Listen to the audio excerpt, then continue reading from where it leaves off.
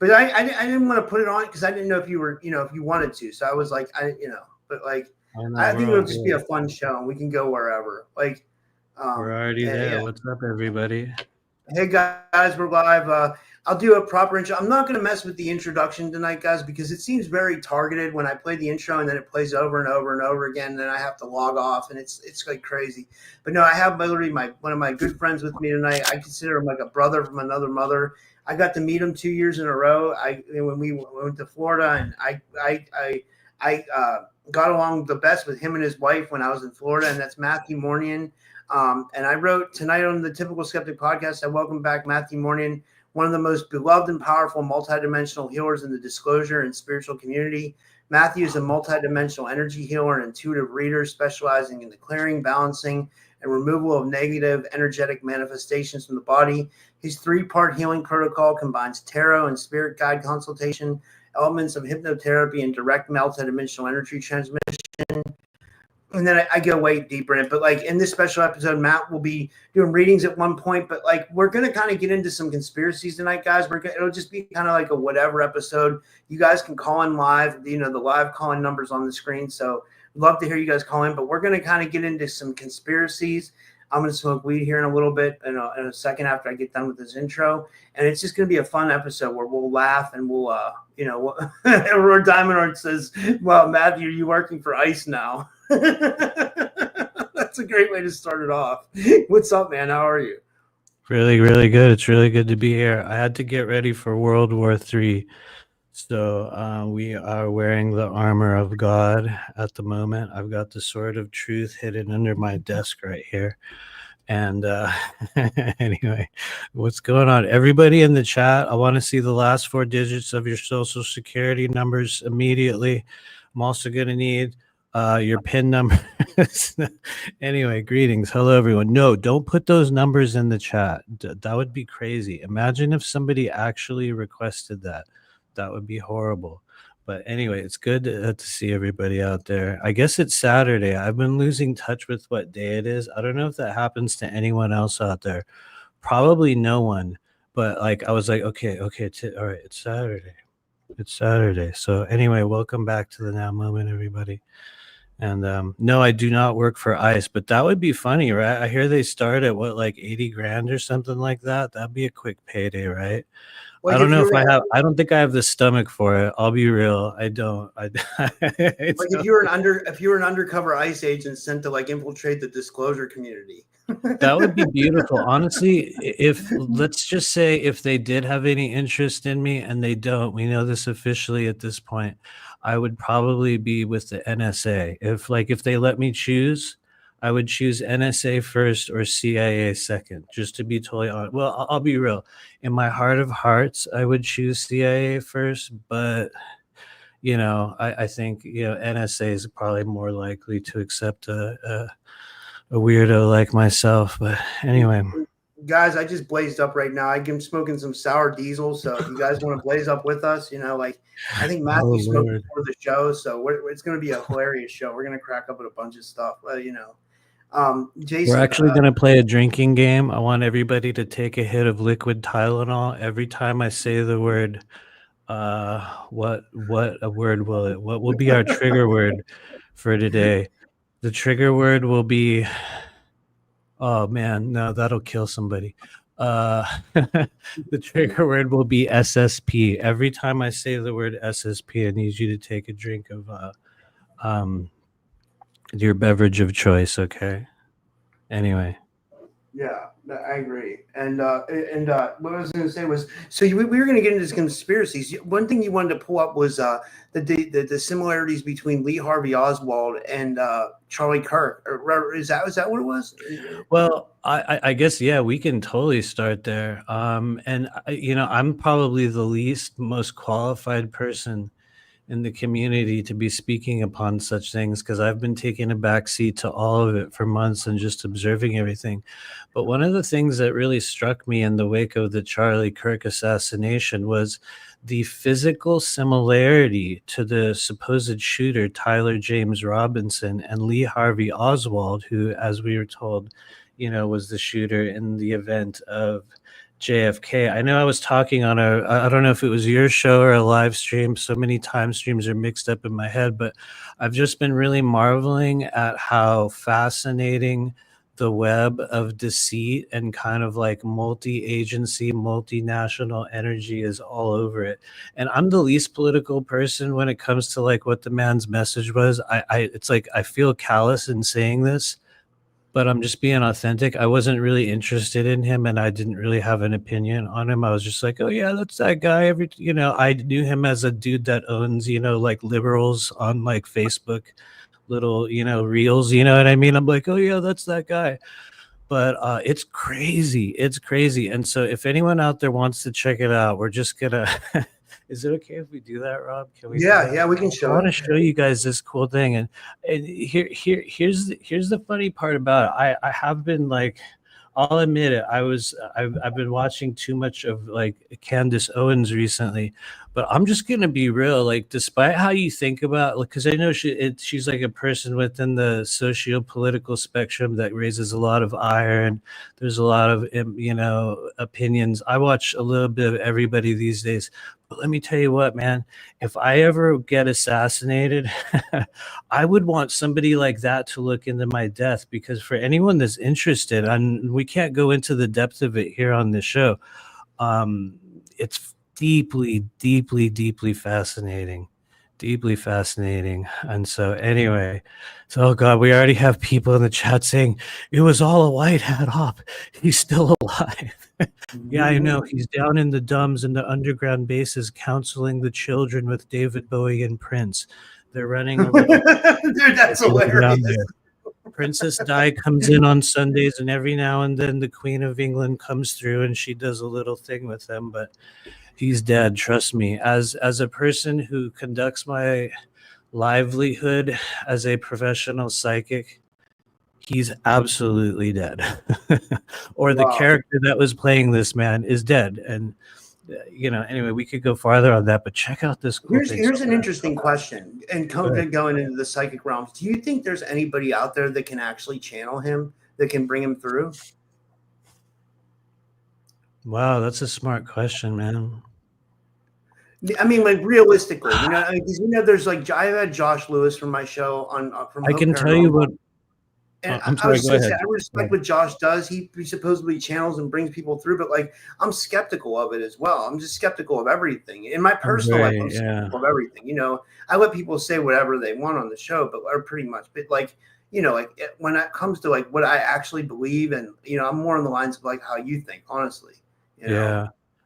So can someone be channeled in that state? Here's what's wild. I think that what we were finding out, what we're discovering as a community, if you want to call it a soul group, is that there are numerous ways in which we as living third density beings can channel or interface with the energies of those who we have perceived have been passed on from the physical body, meaning that I think that there's a lot of ways in which people can come in contact with the energies. I think that there are some talented people who will be able to channel and sort of speak and interface with that energy. But I think like pretty much everyone at this stage is really just sort of interjecting, their own kind of consciousness into it and sort of reading back what comes back from, what we might call that realm or that frequency. And it's not to say that it's not authentic. It's just what I've noticed is that there's this buffer zone or this period of time that occurs around when a person passes from the physical plane, in which there is somewhat of a process that their spirit will go through. And I've heard some people refer to it as the bardos, and other people refer to it as, like, what is it? Catholics talk about it as like purgatory. Other world religions have their own terminology for it. It does appear as though there is a process that will take a period of time from what we perceive here in the third density plane. So I don't always believe that the second a person dies, that they're like, here we are, we're channeling them, and they're still on the earth plane. Although it's sad, because at the same time, there's a lot of people that die. I know this opens up a whole other can of worms. I think there's a lot of mediums that will come on your show that will probably greatly agree with me. There's a lot of people that die that don't realize they're dead. You know what I mean? There's people that will linger on the earth plane in a non-physical form for a time. And I think in those cases, we see them, those are easily channeled. I can tell you what I saw of Charlie Kirk was that his spirit left the body on that day. I don't know if it was within that moment. I don't know if it was, within some, what people are saying is a holographic thing, or it was all fake, or, I honestly don't care about any of that. I'm looking at the energy of it. And whoever it was, I believe he was an authentic human, but whoever it was, if you want to go that route that they had playing the character of him, I'll allow that much. That person died. Dude, I can tell you, I don't talk about this much because it's a part of my past, but you'll find this really interesting. I saw someone's soul leave their body once before on my dad's grave. I'll tell you what happened. So like, I've had minor paranormal experiences where I've had energy attached to me, but I've never actually seen a ghost or demon or anything like that. You know what I mean? And if I would tell you, because I like to be honest with people about everything that's going on. But what happened was in 2010, when I had that guy jump in front of my car and kill himself, like it was at the point where I pulled over and something had jumped in front of my car and it kind of hit the right backside to where it was a total blind spot. It was almost like, like in wrestling, people spear each other or whatever, you know what I mean? Like they just dive head first. Like that's what it seemed like this guy did, and I don't mean to, so I got out of the car. And I remember other people got out at the scene and stuff. And I'm not trying to make this dismal, everybody. I'm just telling you what happened. The guy was laying there, and then someone was like, "Call for help," and this and that. But then at one point, I saw his ribs. His ribs went up like this. Like I saw his ribs extract, or not extract. Like they didn't come out. Like they just went up. Like he was taking a breath. But he wasn't taking a breath. What happened was I saw his soul leave. I saw his soul for a second leave his body and go up. And at that moment, I was like, oh, fuck. I was like, this guy's dead. And I was like, no one's going to believe me that he jumped in front of my car. But that was the honest God truth. He really did. And I was found innocent later. But, that I literally saw his soul leave his body. You know what I mean? Yeah. It was crazy, Nah, man, that is crazy. Honestly, sorry, I didn't mean to take it to that. No, honestly, Rob, I have heard you tell that story, and I deeply respect that. I know this sounds crazy. I really respect that you had that experience in this life, because that means that you were chosen, that your soul was deemed worthy to be the one that assisted that person, whether right or wrong, good or bad, in exiting this world. I know it's easy for me to say that. Someone like me is like, oh, wow, and it's different to live it. You know what I mean? Whole different experience. But that's very real. I too have watched the process of someone leaving this world. And it's funny, it was a story I was going to add into my book, but I couldn't really figure out a context for it. But I watched when I was on tour with the band that I used to play in 2005. We were driving just past the Hoover Dam at literally about 3:30 a.m. on like a Sunday night, and we came across a head-on collision. And the one car was burning on the side of the road, one was mangled. Everyone can imagine the scene. I won't go into all the details of it, but I, for some reason, was like, I'm gonna get out and check it out. And I got swept into a multi-hour journey with all kinds of police and bystanders and people. And I unfortunately, well, honestly, not unfortunately, because I really believe I was meant to be there, I watched a man also die, like stood right next to him, watched him die on the pavement, and just was like, oh, okay. It's crazy, right? It's almost like, it's like some people can't see it, but you can, because I was able to. I felt the energy of it at a time in my life when I didn't even know what energy was. And it was a bizarre experience. So I really feel you, to go back to the question of like, are people channeling Charlie Kirk? Maybe not. I'm at the stage where it's like, we see so many bizarre performance, spiritual, psychic people within our time. I think it's a beautiful thing. You know what I mean? That some of them are going to hit the mark. Some of them aren't. I don't really make a profession out of channeling people or interfacing in that manner. But if there's one thing I can tell you, you guys will see this thing happen with every major kind of false flag or political assassination event. You'll be shown one thing with your eyes, And then in the days and weeks afterward, and a lot of you guys know the real term for this. I'm not sure what it is, but I've heard it referred to as the stage in which they are distorting perception around what happened. And so what happens is a whole bunch of voices and pundits and commentators and people throughout the world, like the Michael Jacos and the Nino Rodriguez's and, like the Carrie Cassidys and all those people, their voices get amplified. And in a lot of cases, what you'll see is that those are people that are pushing this bizarrest timeline or this like bizarrest kind of outcome. And the reality is a lot of those things are seeded into the collective consciousness specifically to serve as distractionary pieces of energy that pull you away from what you know to be true with your own eyes. Just like the whole JFK Jr. is still alive thing. It's like, oh my God, if there was ever one of the most humorous and like ridiculous fallacies that was ever placed upon the hearts and minds of those in a supposed truth-seeking disclosure community, it was the idea that this guy was going to come back. And like the other one was that he was going to, what was it? He was going to come back with Princess Diana and they were going to announce that they were together or something. And no, really, you guys know this. There was a whole tour. Go ahead. Yeah. I think someone told me the other day that like they're putting spells on candy. I know who it was who said it, but like, and I totally believe they could be, but someone said they're putting spells on candy now when people go trick or treating. Like maybe. I was like, man, really? Are they putting? I mean, isn't candy already bad enough for your teeth and shit? They really need to put like a hex on it too. You know what I mean? I wouldn't be surprised, honestly. Here that is one thing that I think is just as an observation. And it's like, I know it sounds cheesy to qualify myself in such a way, but the reality is it's the only thing that I have to qualify against anything in this entire human experience. That is, as a person that works with non-physical energy from a professional level every day, some days I'm like, oh shit. I mean, like pretty much. And we are living definitely in the time in which the proliferation of black magic in some form is everywhere. But it's weird because a lot of people throw that term around, and I think it means something a little bit different to each person. To one person, black magic means that they're summoning, like Belial and casting, this ancient demon upon you.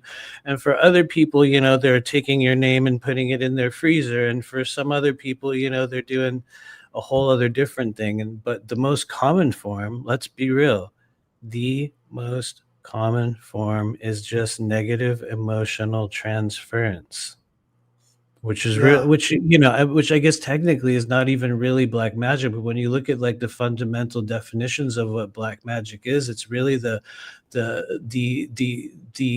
power of will extended through non-physical energy in such a way that often manipulates, takes away powers, or engages in some sort of anti-life kind of behavior. And so that's literally everywhere. I mean, right? Even if you don't agree with my definitions and you think that, people are summoning demons and casting them upon each other, maybe they are. Some people do that.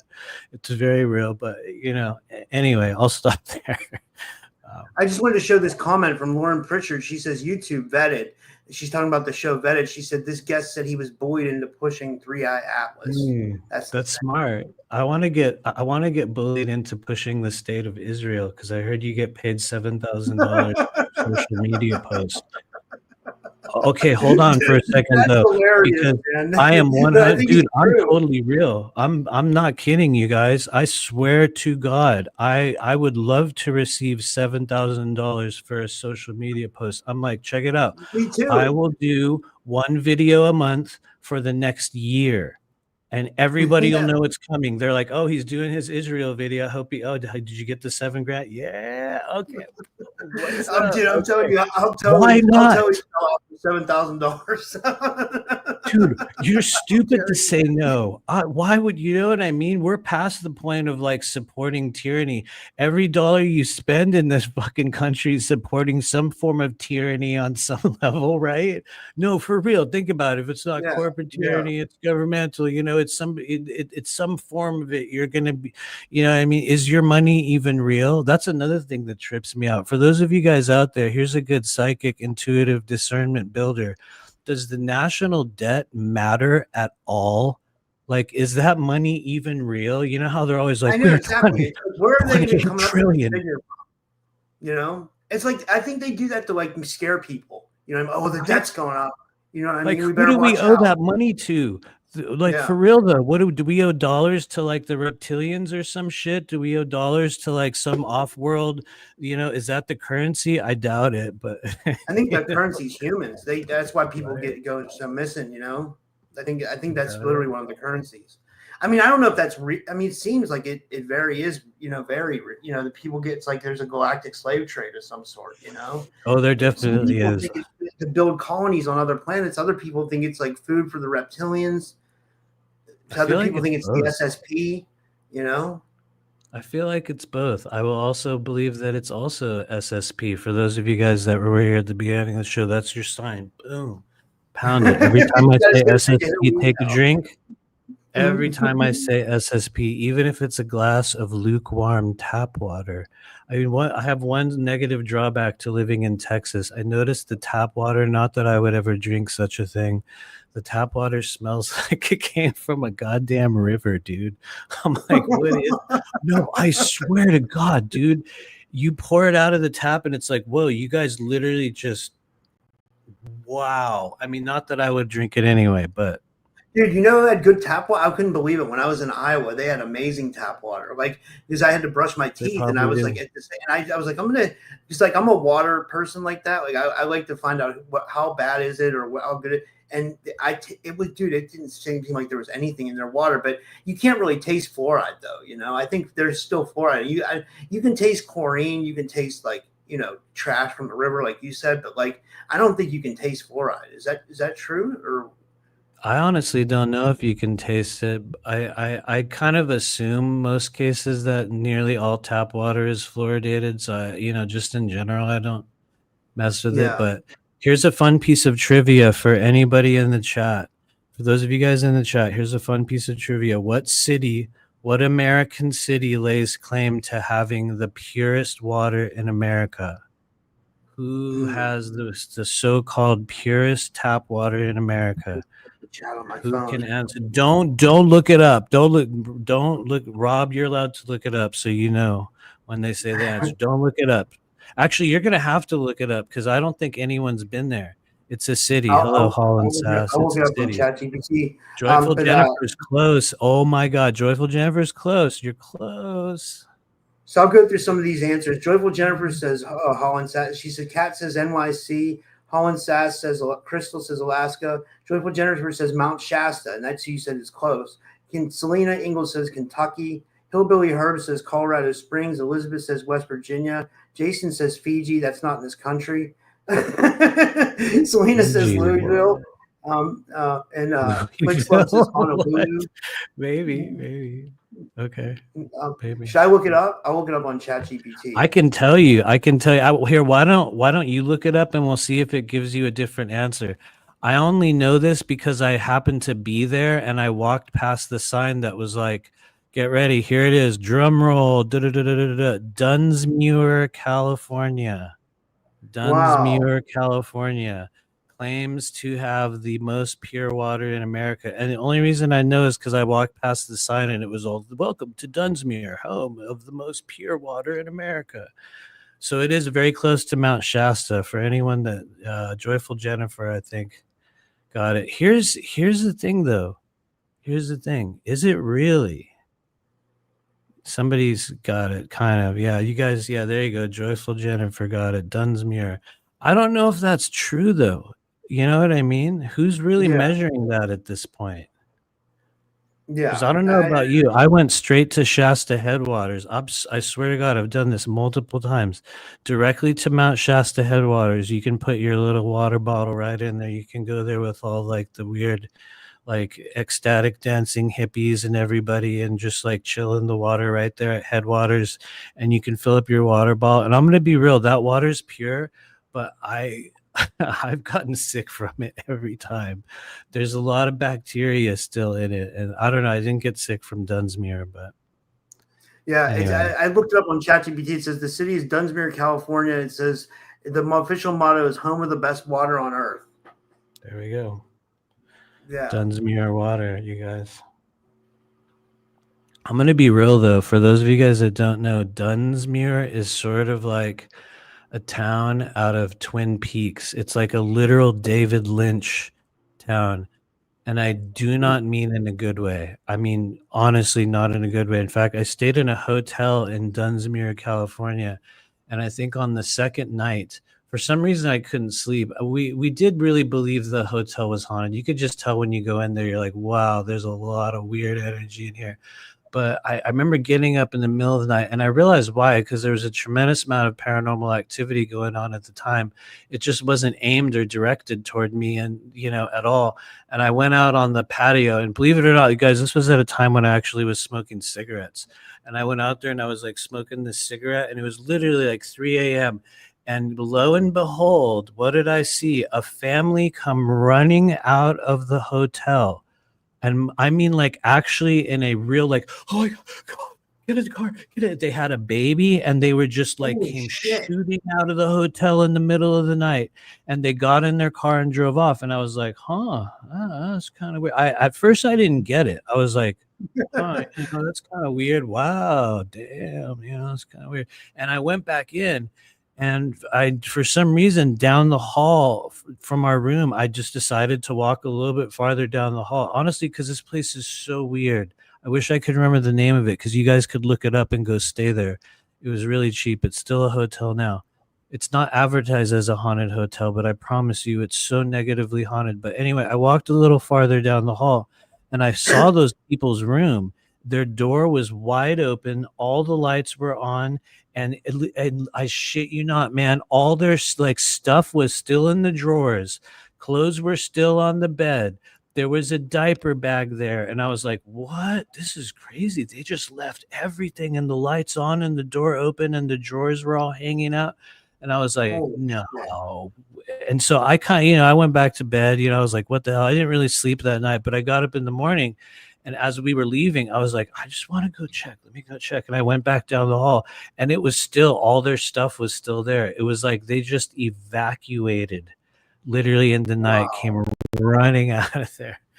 Yeah. Anyway. What I wonder why it is that like, and I wanted to ask you, I wonder why it is like spirits are more active at night. Like that's a whole thing we could get into. Like it's a good time for it too. Because this is when the time the veil's supposedly thin, right?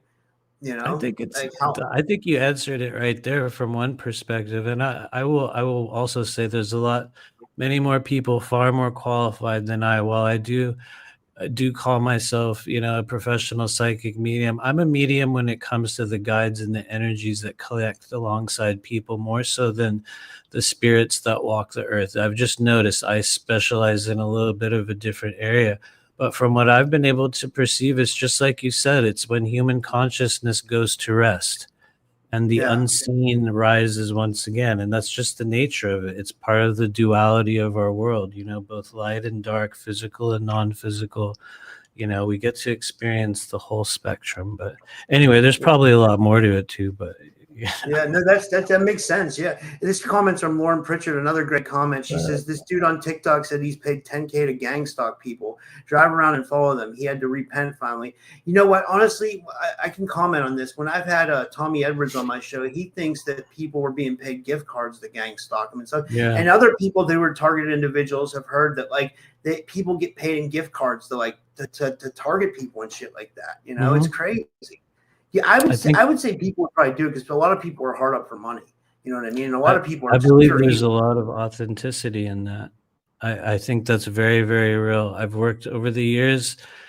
for better or worse, because there's not always a lot you can do from an energy healing or what we might call a non-physical healing perspective. I've worked with a lot of targeted individuals, and honestly, I would absolutely not be surprised if somebody was getting paid in gift cards. And there's going to be a lot of people that would hear a thing like that, and they would immediately go, "That's ridiculous. You mean in Walmart cards?" Oh, right.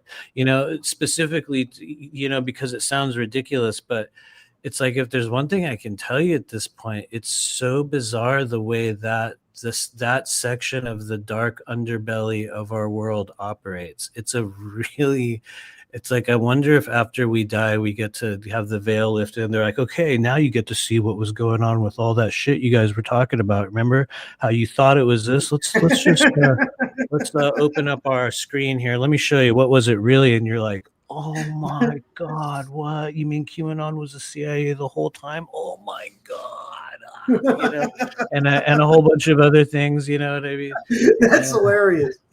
I mean, dude, I hope anyway. it's like that. I want to know. There's so much stuff I want to know, Right. Do we get the great reveal? Is there this time after you pass on where you get to meet all of your guides? You know what I mean? They're like, hey, so just so you know, it was me.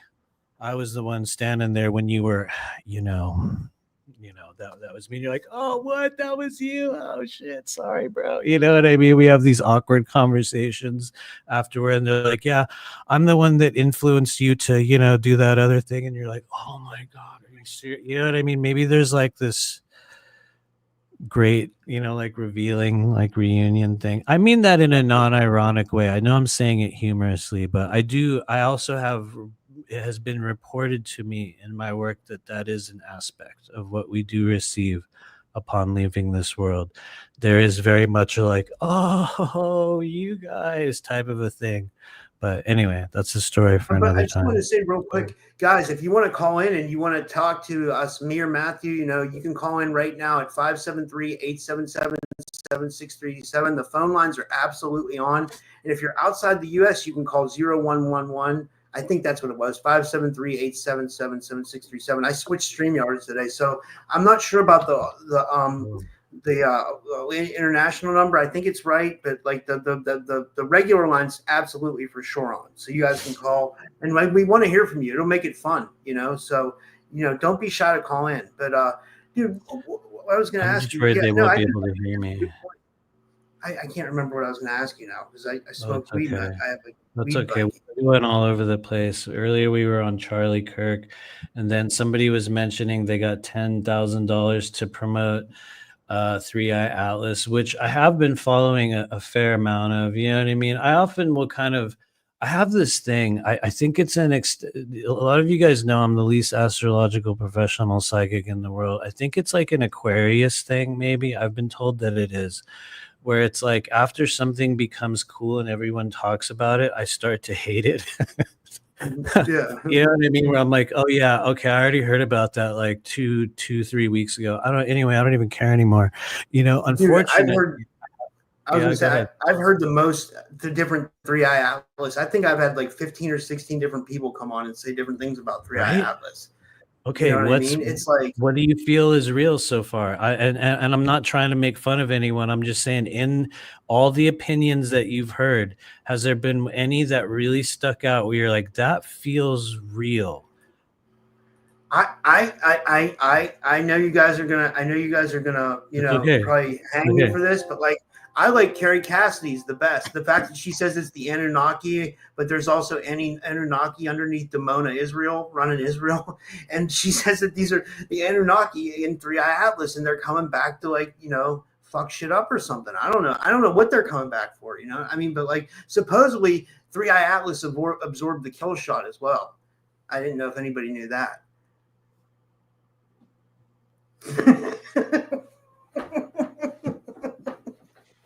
Sorry, I almost ascended there for a second. I'm sorry. Sorry, I was ascending. What? The kill shot? What? I heard kill shot and suddenly appeared. That's all I know. Yeah, maybe. Yeah, maybe. I rebuke that story.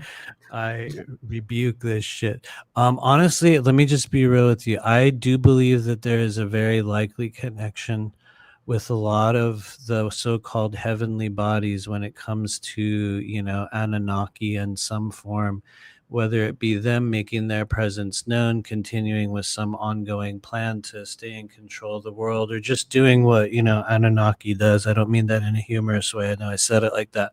But to me, that feels like there's some authenticity there. I love how they'll always give you a thing like that. Then they'll say, oh, and it absorbed a kill shot. And you're like, oh, okay. They're like, here's a semi almost plausible thing. And if you like that, here, swallow this too. And it's like this massive horse pill. And you're like, oh, okay. But a lot of people will. And there's nothing wrong with it. We are living in the time of many mysteries, everyone. So it's like, it's to me, it's a beautiful thing to watch human, and I mean this in an unironic, non-sarcastic way. Sometimes I have to clarify that because I do a lot of dry humor, but I mean this in an authentic way. I honestly think it's beautiful and really deeply entertaining to watch the human mind theorize over such things. It shows a little bit about who and what each person is, and like their belief systems, and how far we've come as like a group of people, or a soul group, if you want to call it that. And here's the thing, let me just get my opinion of it out of the way really, really quickly.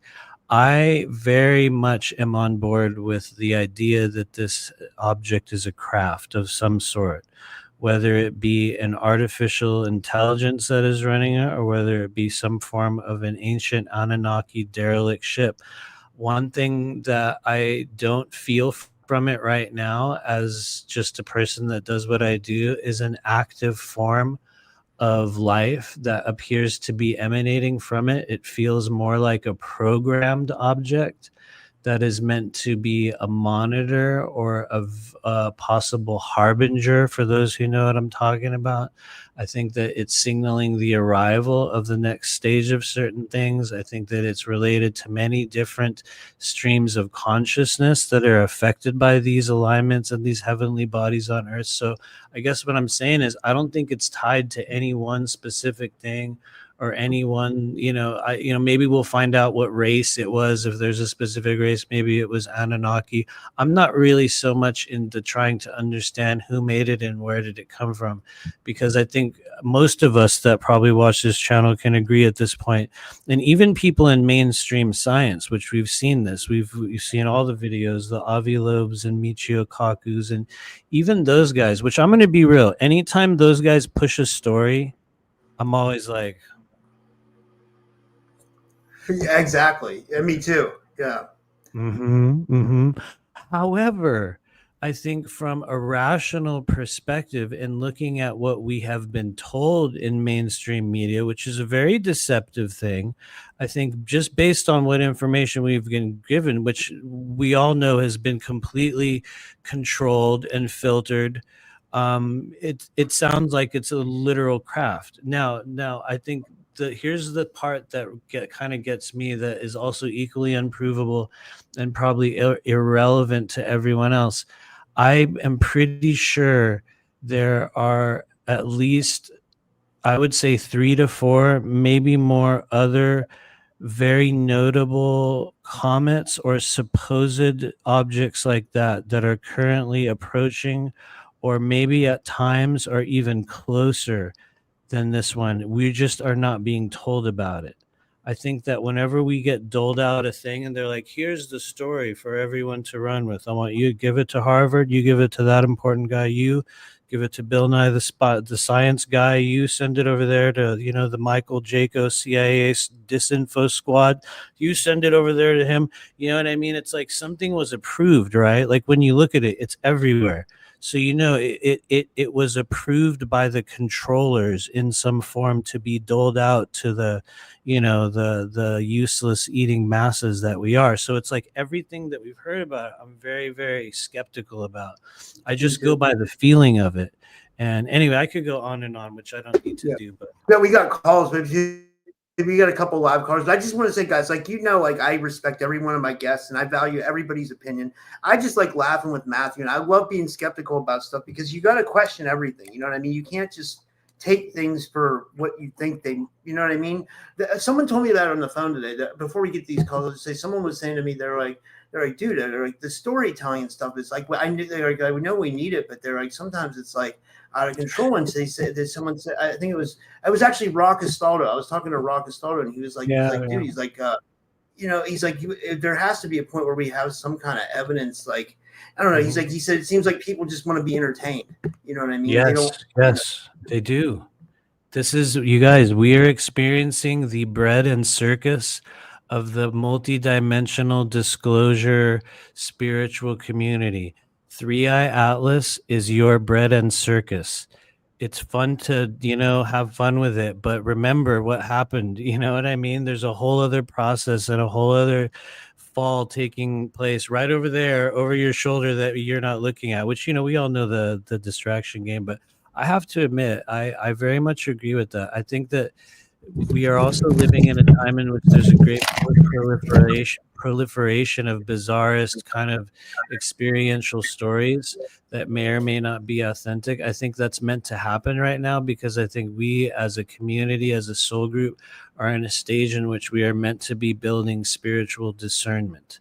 And that's a process that for some of us can take a very long time. And you're going to notice that as we go through these bizarre waves, whether it be through governmental disclosure or through the stories that we perceive on shows such as this. I think that, to me, I think the fact that it's entertaining is the best thing, because if it wasn't, I wouldn't give a shit about it.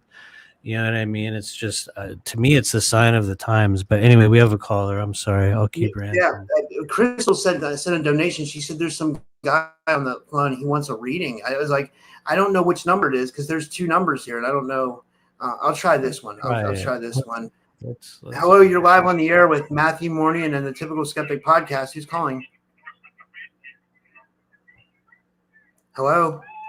Caller, turn down your radio. Hello, sir, are you there? Art Bell or George Norrie would have already bounced him. I think he's. I think this guy's. Bounce. Yeah. Okay. Bounce. And I'll try this one. Let's see here. Hello, you're on the air with Matthew Mournian and Typical Skeptic Podcast.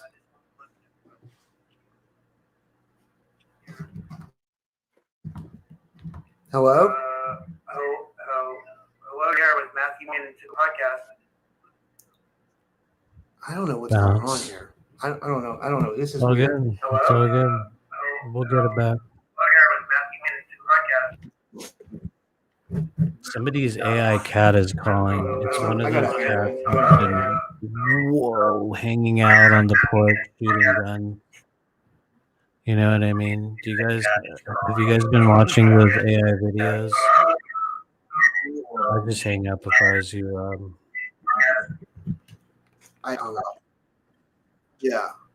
I'm gonna have to call it back and call it. See, I think someone hacked it or something. It's all good. No worries. It's probably the Rothschilds. Gotta be the Rothschilds. They're like, hold on there, darling. We got to, we gotta hack Rob's live stream.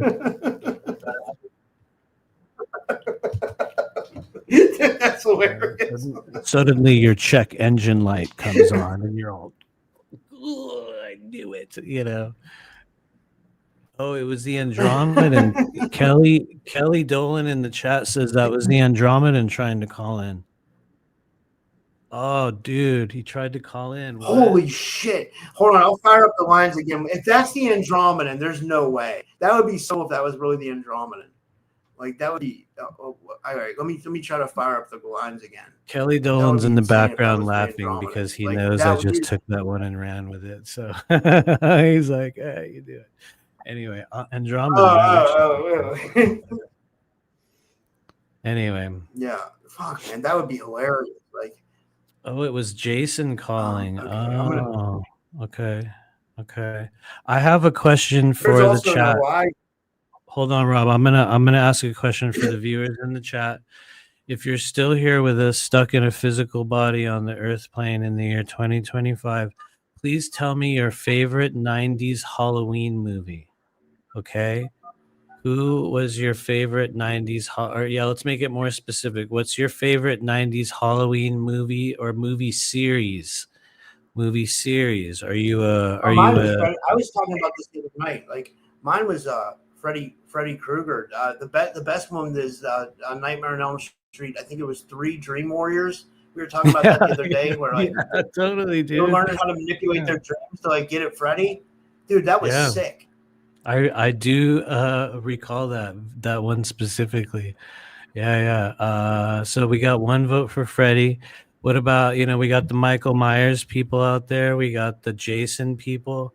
I don't know. Like when I think about it, I'm like, okay, if I had to be placed in a simulated pocket dimension in which I had to face off or run from one of these guys, which one would you rather run from?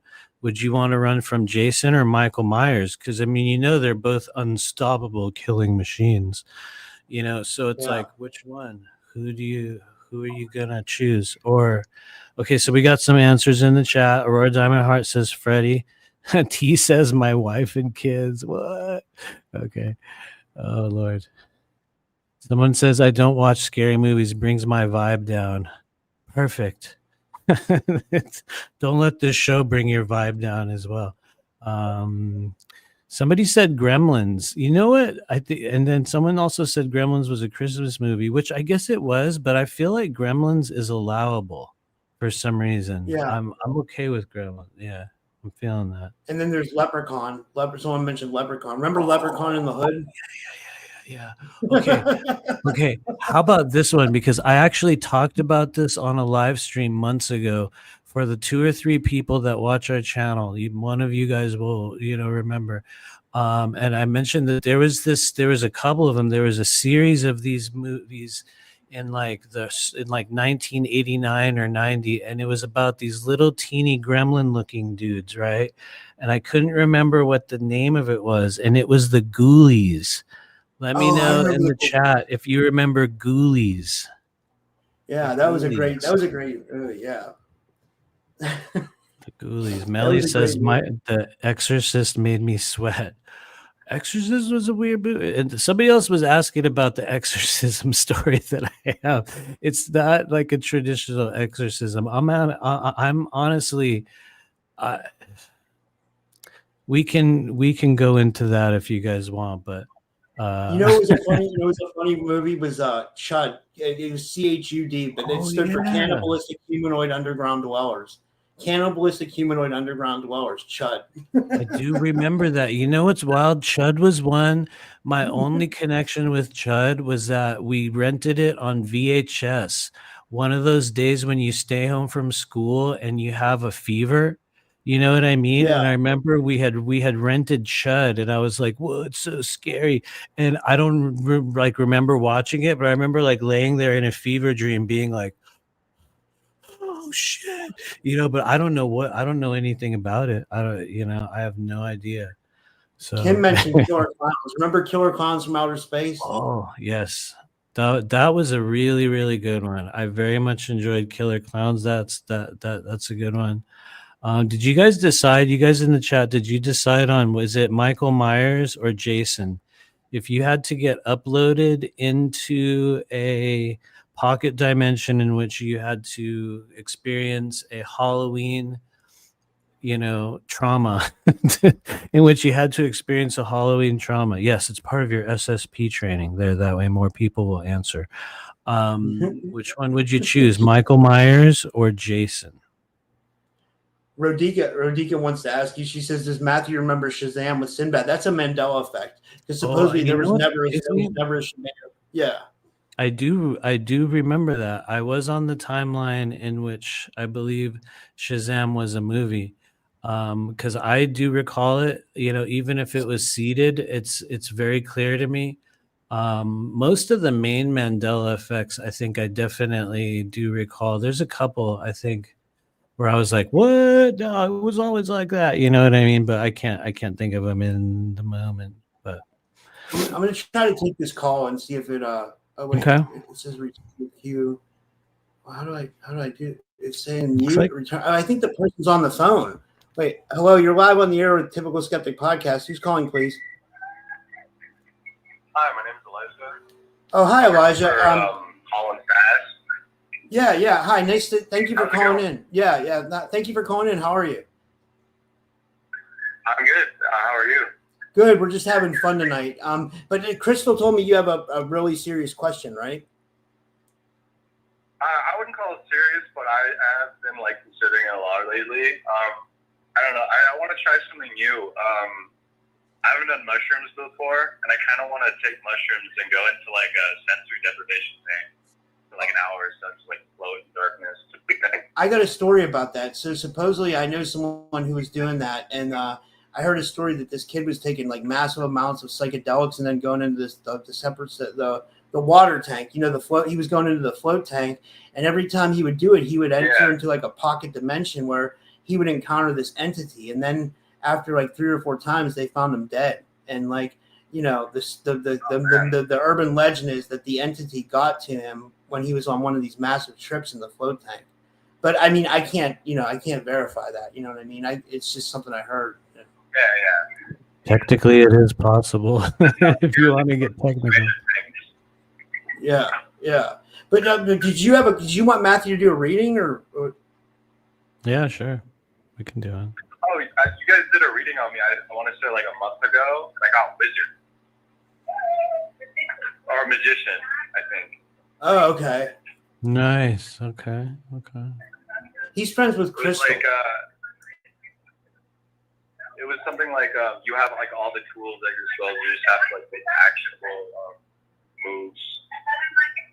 You have to put it into a text. That's what I remember. Wow. Very much so. It's often a transformational phase for people that can take a period of time. But no, it really is. It takes a little bit of all the pieces of you and kind of forms you into something new.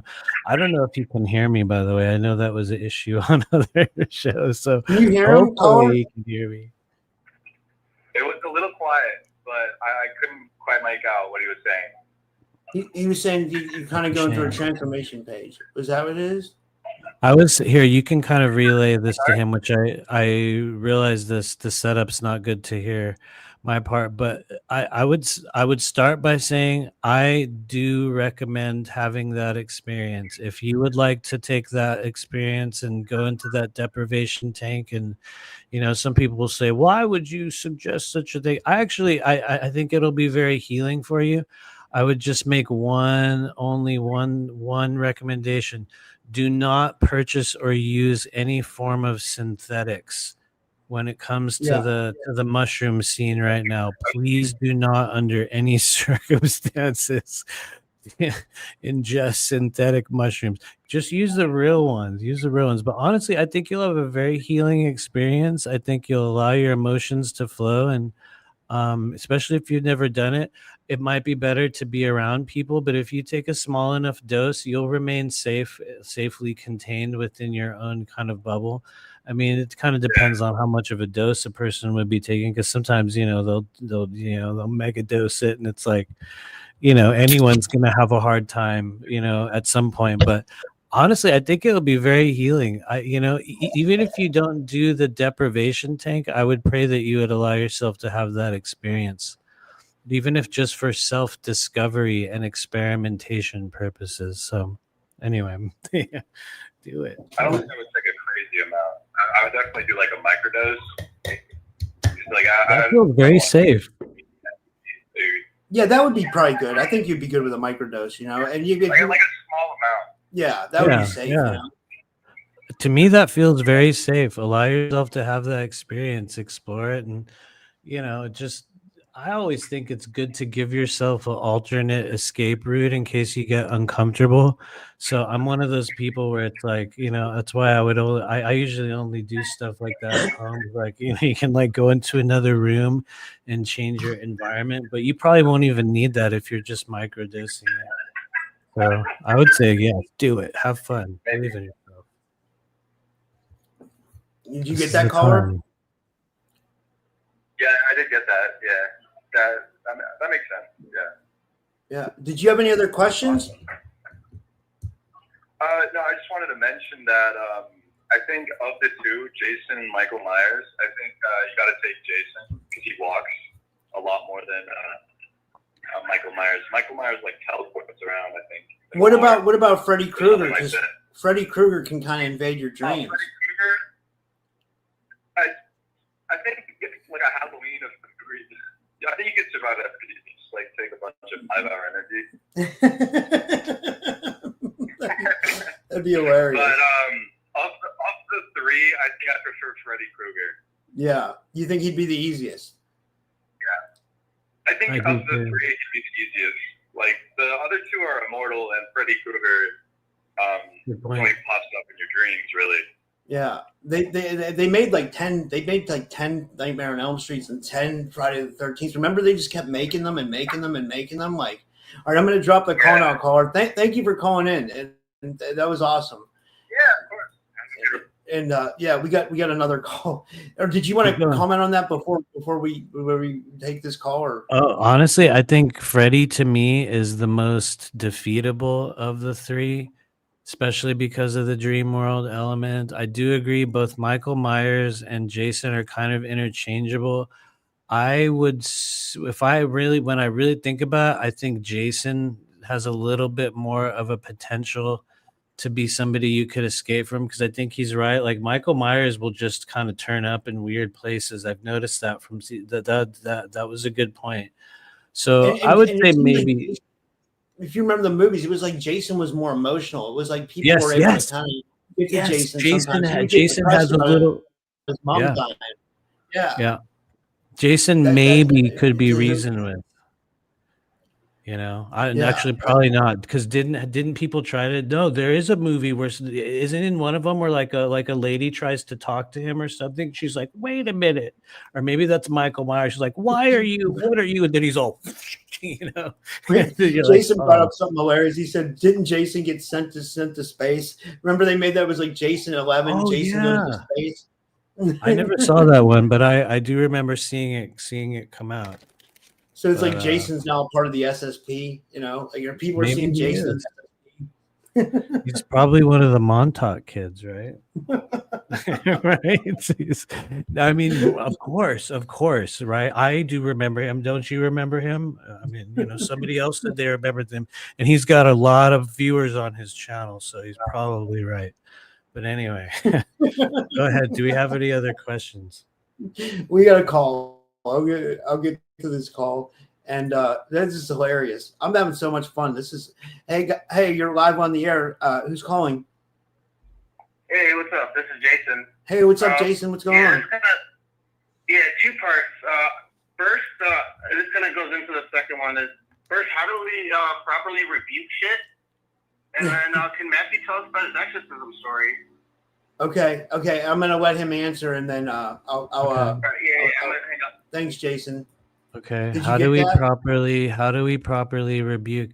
You know, I'm gonna be real. I don't necessarily really practice that as a technique. I've been saying it in the chat is in kind of a humorous way, because I've been watching these Twitter videos where this African guy goes around and it's like one of those like doing strange magic on strangers, and he goes around and he starts going like ooh la la do do do no la, and they're all, hey, you stop it, you know what I mean? And the guy's like, I rebuke you. And so I just started saying it, you know what I mean? I just started saying like I like rebuke this. So that's not really a practice that I engage in, but I think when looking at the fundamentals of rebuking something, I think what you're doing is you're casting it out, or you're kind of, you know, you're expelling it from your place. You're sort of calling it out in a sense, which I think from that perspective is a healthy thing to do.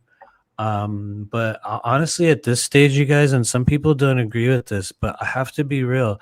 The longer I do this work, the more people that I see year after year now, I believe that it's like people are going to go through states of like war with certain spiritual, you know, mindsets. Some people are going to be in states of trauma. I take a thing now where I just observe. I'm just like, yep. Okay. Sure. You know what I mean? I don't resist anything. I don't go to war with anyone. I don't summon in archangels. I don't, you know what I mean? But honestly, you know what? I will make it very, very vulnerable at the same time. And I will say, while I do not do any of those things, I do engage in a lot of prayer and like with people in this session, which can mean many different things in and of itself. That's a whole other can of worms, right? But anyway, the exorcism story, which has been built up to a ridiculous level now.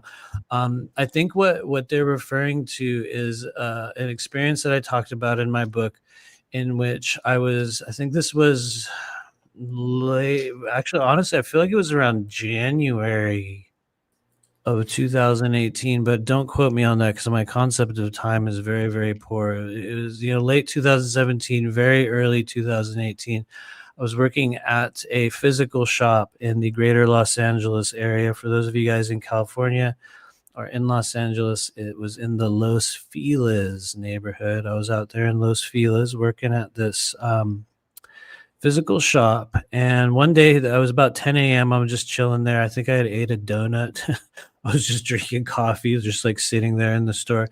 And the owner comes in and they're like, I need you to do an exorcism. And I'm like, okay. And so she grabbed me and this other woman who was across the hall, who was, a so-called reverend and, a big spiritual person of great supposed power. You know what I mean? She was, anyway, so I was summoned along with this other woman to the other store that the owner had in the heart of Hollywood at that point. Right down there in the heart of Hollywood. It was like Vine and something.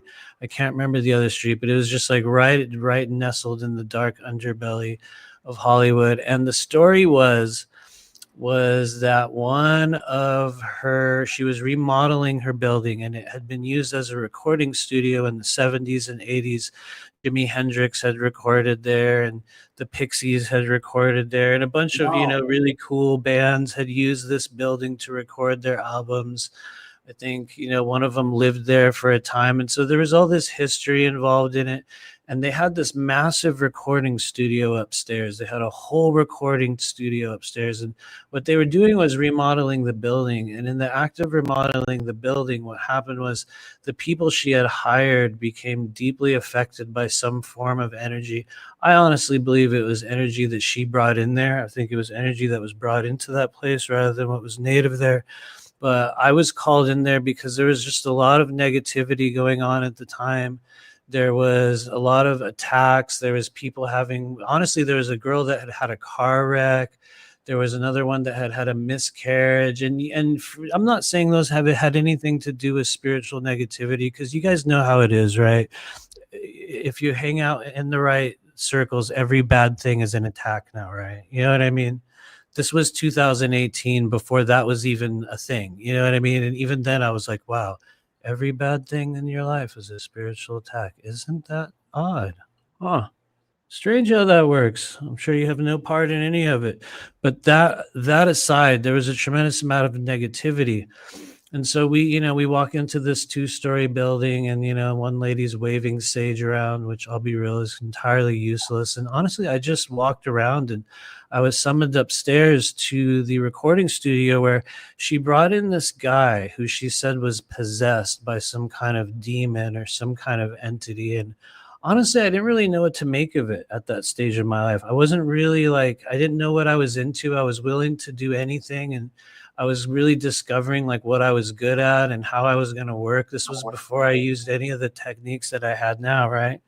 And so feel free to interrupt me if I go on too long here, but she brought this guy in the room, and I want to give you guys a little bit of a visual of what he looked like. Imagine a guy who was 22 in 1978.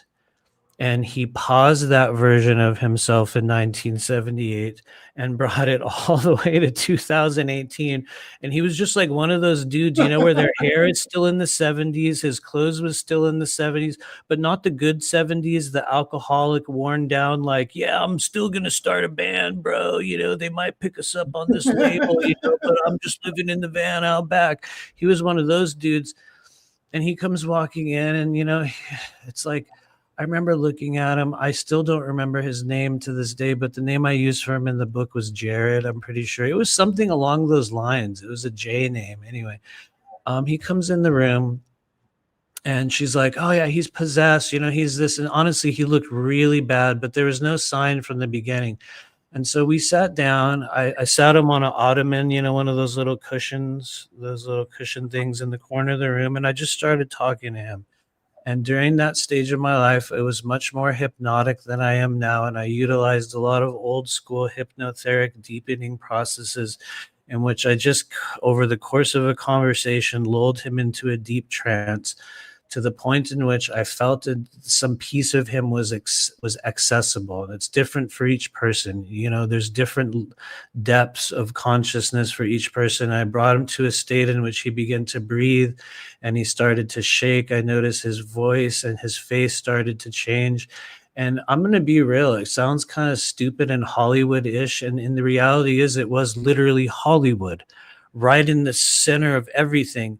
And his voice changed very, very deeply. He took upon some form of accent, and I began to speak and literally question some being that was inside him. And during the process of that, he began to sort of cry and wail. Honestly, he was making a sound that sounded like a wailing, and he would like, he would like shake and sort of wail. And then I would talk to this.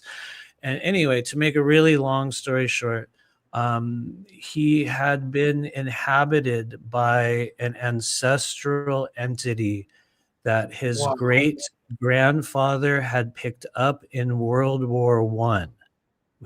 It was literally some form of this European entity had inhabited this guy's family line since World War I, and it had been moving down through his ancestry, and it got to this guy. And when we began to speak with it, his body began to shake, and this certain type of fluid started to pour out of his body. And literally, his eyes and his ears and his nose, and it was like curling smoke mixed with liquid, and it was just like pouring and just streaming off of this guy's face. And here's the crazy thing about it. I was in a room with two women, so I had two physical witnesses to this event, and one of them sat there and she was holding a rosary, praying and just doing some kind of Our Father, prayer, and the other lady was the owner, and she was literally sitting there in a chair just like just like frozen. And I was talking to this man. And what ended up happening is, and this is why I don't believe it was an exorcism, you guys, it was not me empowered. It was not me casting out some energy, with the authority of Jesus or God, which there's nothing wrong with that. You know what I mean? It's an incredible technique. Ultimately, what I did is I sat there, I put my hand on this man's shoulder while this mysterious liquid leaked out of his body, and he wailed and cried. And I prayed, and I literally just spoke, and I sat there and just talked to this man and prayed to God as we understood it. And he convulsed and shook and cried. And in a short period of time, he sort of collapsed and everything went quiet. And, it was over, and that was it.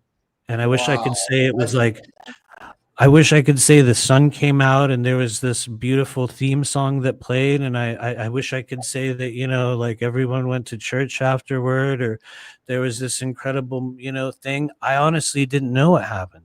He came in and had this incredibly cathartic experience. And what I learned later on was that there is such a thing as ectoplasm, and that I was witness to actually watching it physically flow in this life. I mean, I was literally wiping it up with paper towels. Feeling this weird liquid. It was very viscous. It was literally pouring out of this man's face. And this is not an exaggeration, because I had physical people literally, they're sitting next to me watching it happen in the moment. And, anyway, what I'm trying to say about it is that it was not an exorcism. It was not me. The power of Christ compels you. You know what I mean? It was nothing like that. It was me in a moment in which I realized that shit had gotten so real, so absolutely real. I was completely out of my element. I didn't know if I was going to cry or if I was going to run out of the room or if I was going to put on some Hollywood preacher voice and try to cast some shit out of this guy. I did not have any idea what to do. And in the end, I just prayed and it went away. That's amazing, So, dude. That's amazing. let me just give you the rest of the story. Because there's always a but, right? They're like, but anyway, the rest of the story is, I would say about 3 to 4 months. I don't know, maybe 6 months. I don't know how much time later.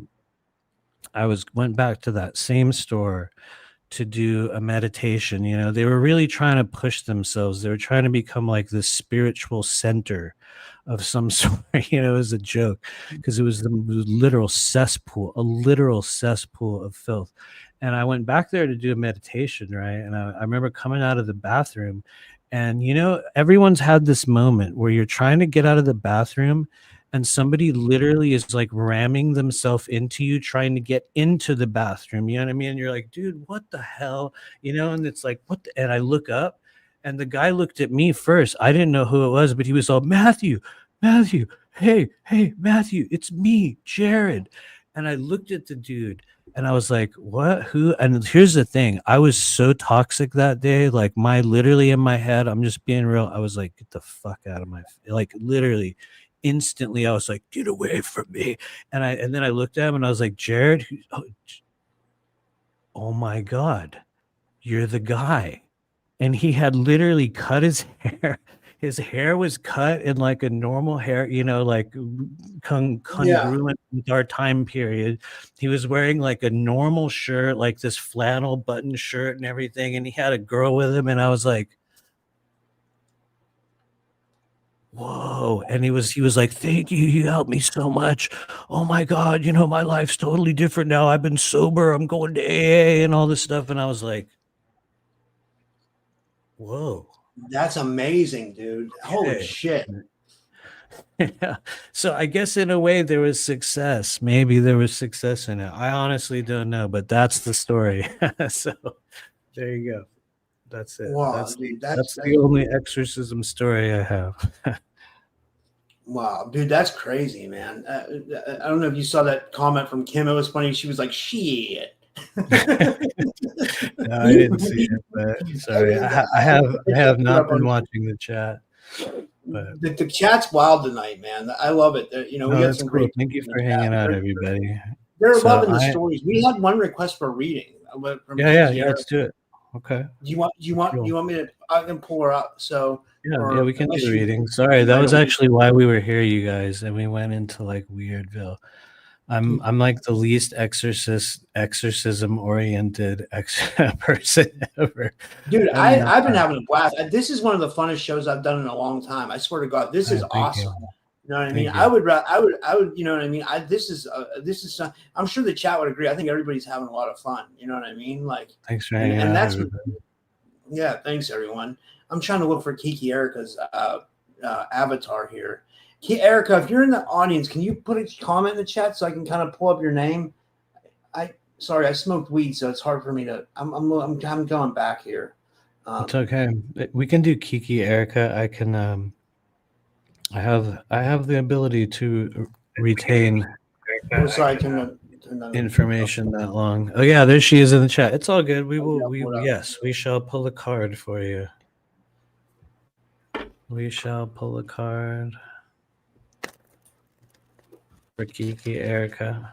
As we're getting ready for Kiki Erica's reading, we're going to be doing our regular monthly energy clearing meditation in the Blue Flame Collective Patreon group tomorrow, Sunday, the 26th at 4 p.m. Eastern. So if anyone out there, which I guess this is the worst place to advertise it because I've been engaging in the most non-starseed-like, irreverent, sarcastic spiritual humor this whole time. But for those of you, now that you've seen all this, for those of you guys that want to engage in a very, very unique and remarkable form of energy clearing, you can join us tomorrow at 4 p.m. Eastern. It is $20. For those of you guys that want to join, yes, we do charge for that one. That's just that's the way that it is. You got Because to we're You know what I engaging in mean? real work. Anyway, I'm sorry, what? You got to eat too, like you got to live, you know what I mean? Like, Oh, and like definitely. you guys have an awesome Patreon, I think everybody should join your Patreon. Like, they Thank do you. readings. Don't you do readings twice a month guaranteed? And everybody. Oh gets yeah, a no, reading? yeah, we do it. We have 2 meetings that we do a month. One of those is the reading group that we do with Honora, my wife, in which everybody that shows up gets a reading, and then we do our second meeting is on the last Sunday of the month, which is the energy clearing process that we go through. And honestly, it's incredibly accessible. It's like yes, there is a minor paywall, but I'm gonna be real. It's like I think what you're gonna find for a lot of people is that at times there's a little bit of an investment of your energy that you're gonna be putting in for people that are trustworthy and real, that don't engage in any form of deception or dishonesty, who don't have any kind of agenda to hook you into a system or to make you believe any version of reality. I think if there's one thing we excel in doing, it is that. And then also the other side of it is that's the only work that I do in this world is as a professional psychic. It's my only occupation, which I'm blessed to get to do. So anyway, that said, join us this Sunday, but we're going to do a reading for Kiki Erica, right? You do the best readings too, man. I would say you're honestly one of the best, if not the best, who comes on here. And I have a lot of people that got us come on here. I appreciate it. Thank you. It really is the only thing I know how to do. I say that so much, you guys, but it really is. There's a thing that happens when you start doing this work all the time, like it becomes your occupation. It kind of changes you. You do kind of, as we say, divorce yourself from the kind of 3D, world of normal human. Not entirely. Some people go all the way, but it does really change your perception. It changes things about your relationships and how you view the world. And I always, say like there's nothing else I could do at this stage of my human journey. It's like I went too far. I went too far into that world. And I mean, like I'm blessed because it's like literally all I have to do now. And so, which is honestly a deep, deep blessing. I have been blessed to be able to have this as my primary occupation in this life. And I think one of the greatest things I can do is to pass on to other people. How did that go? How do you do it? When you come to the stage of your life that you realize you do have a psychic ability, how do you make it stronger? What do you have to heal? What parts of you do you have to activate? What practices do you engage in that continue to keep it flowing? And even then, how does it work? How do you begin? There's like a million questions that everyone has. There's some things that restrict it too, right? There's things that restrict it as well. Right? Totally. There's like a bunch of ins and outs of that world. And what I've just learned over the past eight years now, literally, is that I think one of my mission parameters is to help other people figure out how does that work. And I think I have noticed the authenticity of that path because for some reason I have been able to last while many others have come and gone. And I don't know why. I don't know why. We just keep going. Like our Patreon group is over 5 years long at this stage. Wow. Anyway, sorry, Kiki Erica's like, oh my God, no, it's okay. again. I'm gonna go to the bathroom real quick when you read her. Okay, cool. Yeah, go ahead. You guys are going to be hearing Rob in the background. So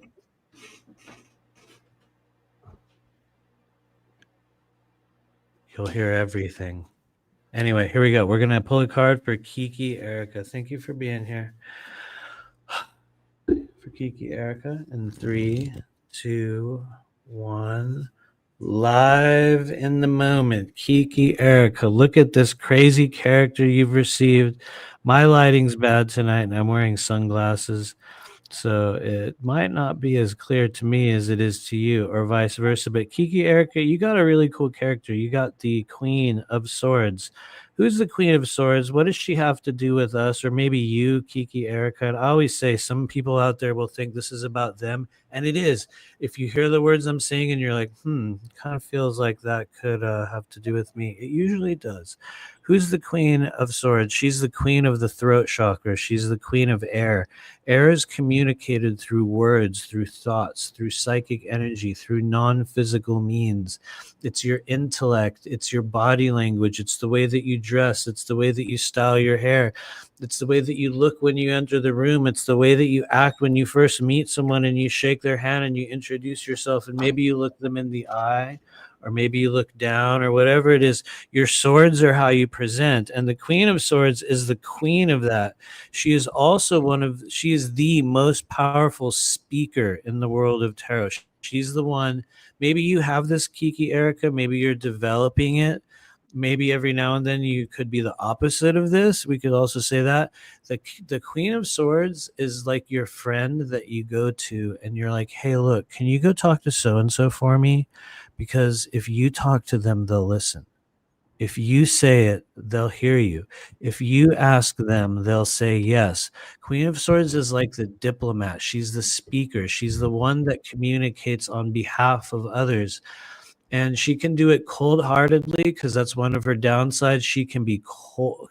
Oh man, if you piss her off, maybe that's you, Kiki, Erica. If someone really pisses you off, you're just like, boom, off with your head. Oh, I'm so sorry. Oh, anyway, moving on. You know what I mean? She's just cold-hearted. She'll rip you to shreds and won't think twice about it. And then there's the other really good side of her, the one that can explain anything in a way that other people can understand it. She can even, and some people from the tarot class know what I'm going to say. I saw some of you guys in the chat. You know what I'm going to say. Queen of Swords, maybe you have this ability, Kiki, Erica. Queen of Swords is the character that can go up to anyone in this world and tell them to fuck off right to their face. But she does it in such a way that is so artful and thoughtful and in many cases caring. It's very caring and kind, and you're just like, you just kind of worm that little arrow right in there and and then they thank you for it. They're like, you know what? Wow. I really appreciate that. Thank you, man. You really changed my perspective. So those are strengths that arise when you engage with that energy. Let's say from a healing perspective, I'll stop after this. From a healing perspective, the Queen of Swords asks you to use your voice. She asks you to be heard. She asks you to speak up. She asks you to really refine your abilities in communication, even if it means that you're sending very difficult messages. Because remember, Queen of Swords, like if there's really, really, really bad news and we're like, oh my God, how am I ever going to explain that? Queen of Swords will be like, look, no, don't worry about it. Check it out. Tell them this. Just say this, and you'll go in there and you'll do it, and they'll be like, oh, that was it? Queen of Swords is the master of that type of communication. So maybe you're mastering that piece of yourself. Maybe you're already there. Anyway, I'll stop there. I love that. I hope it helps. I hope that helped you, Erica. Yeah. We got another one. Rodika. Rodika. Let me see if I can find her. Rodika, if you're in the chat, can you put your name in the chat? I see your comment. I see it, actually. It says, in the past 3 weeks, I've been having these... where'd it go? I got it. I'm pulling it up. And guys, you can call in for your reading, too, if you want. 573-877-7637. And, where is it? There it is. Okay, it should be... Yeah, I've been having these crazy dreams, battling people every single dream. What is going on? It's normal to fight in my dreams, but for years, this is getting out of control. Wow, that's crazy. I feel you on that. I will begin first from an empathic perspective. And what's interesting, Rodika, you and I have that in common. I have had that problem a lot in this life. I don't really have it now, but I just, that's been a theme for me. And it's not always the constant dreaming of it. It's just like a script that runs in my body where it's like I keep going into these unconscious astral scenarios where it's like you'll have to battle something or yourself or this or some kind of war over and over again. And so I think it's very common. That's why I'm saying it. And I can explain it from my perspective, what was happening for me during the period in which that was very heavy. The chakra or the energetic organs responsible for initiating those type of scenarios, not necessarily the causative factor, not necessarily the reason why, but the place where those energies go to live within the body is twofold. It is the liver and the gallbladder. Now, the liver is the storehouse for the primal rage, anger, punishment, self-punishment, the bitterness that we hold, that we cast upon the world, that we punish ourselves with. And then the gallbladder is the organ of frustration and also instigation. And let's just say if there was an organ that was acting up in the body, I don't mean physically, I mean the layers of non-physical energy that surround your organs, which are massive players in the world of energy clearing. I don't know why anyone else is not talking about it. Maybe that's the thing I'm meant to be talking about, but we have vast layers of energy, like literal, like pockets of energy that live in between our organs, around our organs. And the reason why I'm going on that rant is because when the gallbladder has a big pocket of energy, whether it be your emotion or other people's emotion, it'll instigate you. It'll cause you to suddenly roll into a scene where you're fighting someone or something. Or, every time you go to sleep, you go into the same battle or the same story or the same thing. And here's the kicker. It's not always a battle with gallbladder energy, but the gallbladder channel, like the meridian in the body, is the one that has one of the greatest effects on the running loop of thoughts that work their way through the mind's eye. So if you're running a script or a story or a scene or an experience in your body and it kicks in when you're asleep or when you're standing in the shower, and you're just in that kind of like daydream state, and you realize you always go back to these scenes of this or that. Because I used to have that, where I would always go back to a scene of persecution or a war that I was fighting or a physical fight where I actually had to fight someone. You know what I mean? And honestly, it literally spurred me to learn how to fight in this life, to be honest with me, which is one of the tools that helped end it for me, to be honest with you. That might not be a thing that applies to you, Rodika, but I just know for me, when I started practicing martial arts last year, yeah, wow. Anyway, that was actually kind of the end. That was like the end of that stage. I stopped having this internal like battle that I was fighting. And I think it's because I took it and I embodied the action of physical release in the physical body. You know what I mean? I got to get a taste of it and I was like, whoa, oh shit. Okay. You know what I mean? There's that. And also the balancing of the liver. I would just say in general, if you're a person who, if you notice your internal dialogue always goes toward negativity or battles or bitterness or anger, if that's your default setting, and that's not always, the end of the world, is very common. But if your inner dialogue's default setting is anger, punishment, rage, bitterness, jealousy, unacknowledgement, or any version of those mixed with a lot of frustration, that usually means that you're holding a lot of liver energy. And the liver will just make you like that. It doesn't even necessarily mean that your physical liver is messed up, although they do go hand in hand with large pockets of energy. But so I would say work with liver, work with gallbladder, and maybe do some physical release. Every now and then I still have it a little bit. I would say I have it a little bit now because I haven't been getting physical for a few months. We just moved. It's funny because I want to get one of those dummies, like the Bob dummy that you can you know what I mean? Like kick its ass in your house. But I feel you. So for me, it was physical release. Maybe that'll help you, Rodika. I wonder.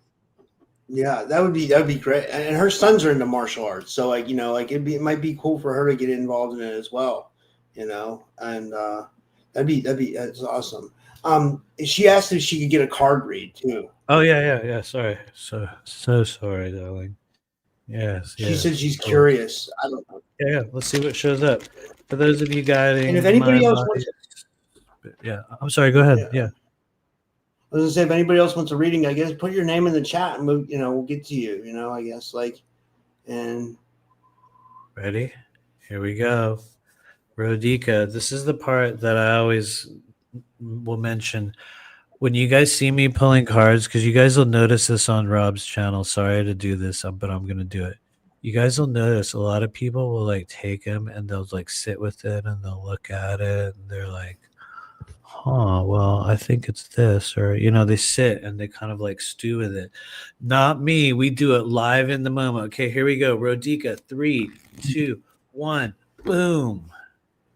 I honestly, I love doing it like that. I know I make it cheesy, you guys, but it's like I feel like there's a magic in literally no prep work. You take it as it comes. And Rodika, you got a 2 of cups, and hopefully you can see this. I know there's a lot of text on the screen, and my part is getting very little. But Rodika, check it out. You can see this is your 2 of cups, and there is, yes, it's a man and a woman, and they're sharing a cup. And, you know, most people see this and they get their own ideas about it instantly. So Rodika, you're going to probably see it and you're going to be like, is he referring to this? Is he talking about? Here's the fun part about 2 of cups. The meaning's a little bit different to each person that receives it. Meaning you might look at that and go, oh yeah, that's me and so. That's, you know, or you might look at that and go, oh wow, I deeply yearn for whatever this represents. Or some people look at it and they're like, oh God, oh no, oh honey, no, not, you know, not right now, you know. And so it kind of depends on the beholder. Now that I've said that, what you believe of it is true. And so here's the other part. The 2 of Cups brings into your life new moments of union, togetherness, the experience of creating something alongside another. For most people, it's often aimed toward romance or love or new connections, sometimes courtship, sometimes even union in some form. And you can define the word union any way you want to define it. You know what I mean? We can come to union in many different ways. But when you look at the fundamentals of the 2 of Cups, it brings up those themes: unions, togetherness, chance meetings, seeing eye to eye with another, creating a bond with other people. It asks you also those questions about yourself in your life. Who am I bonded with right now?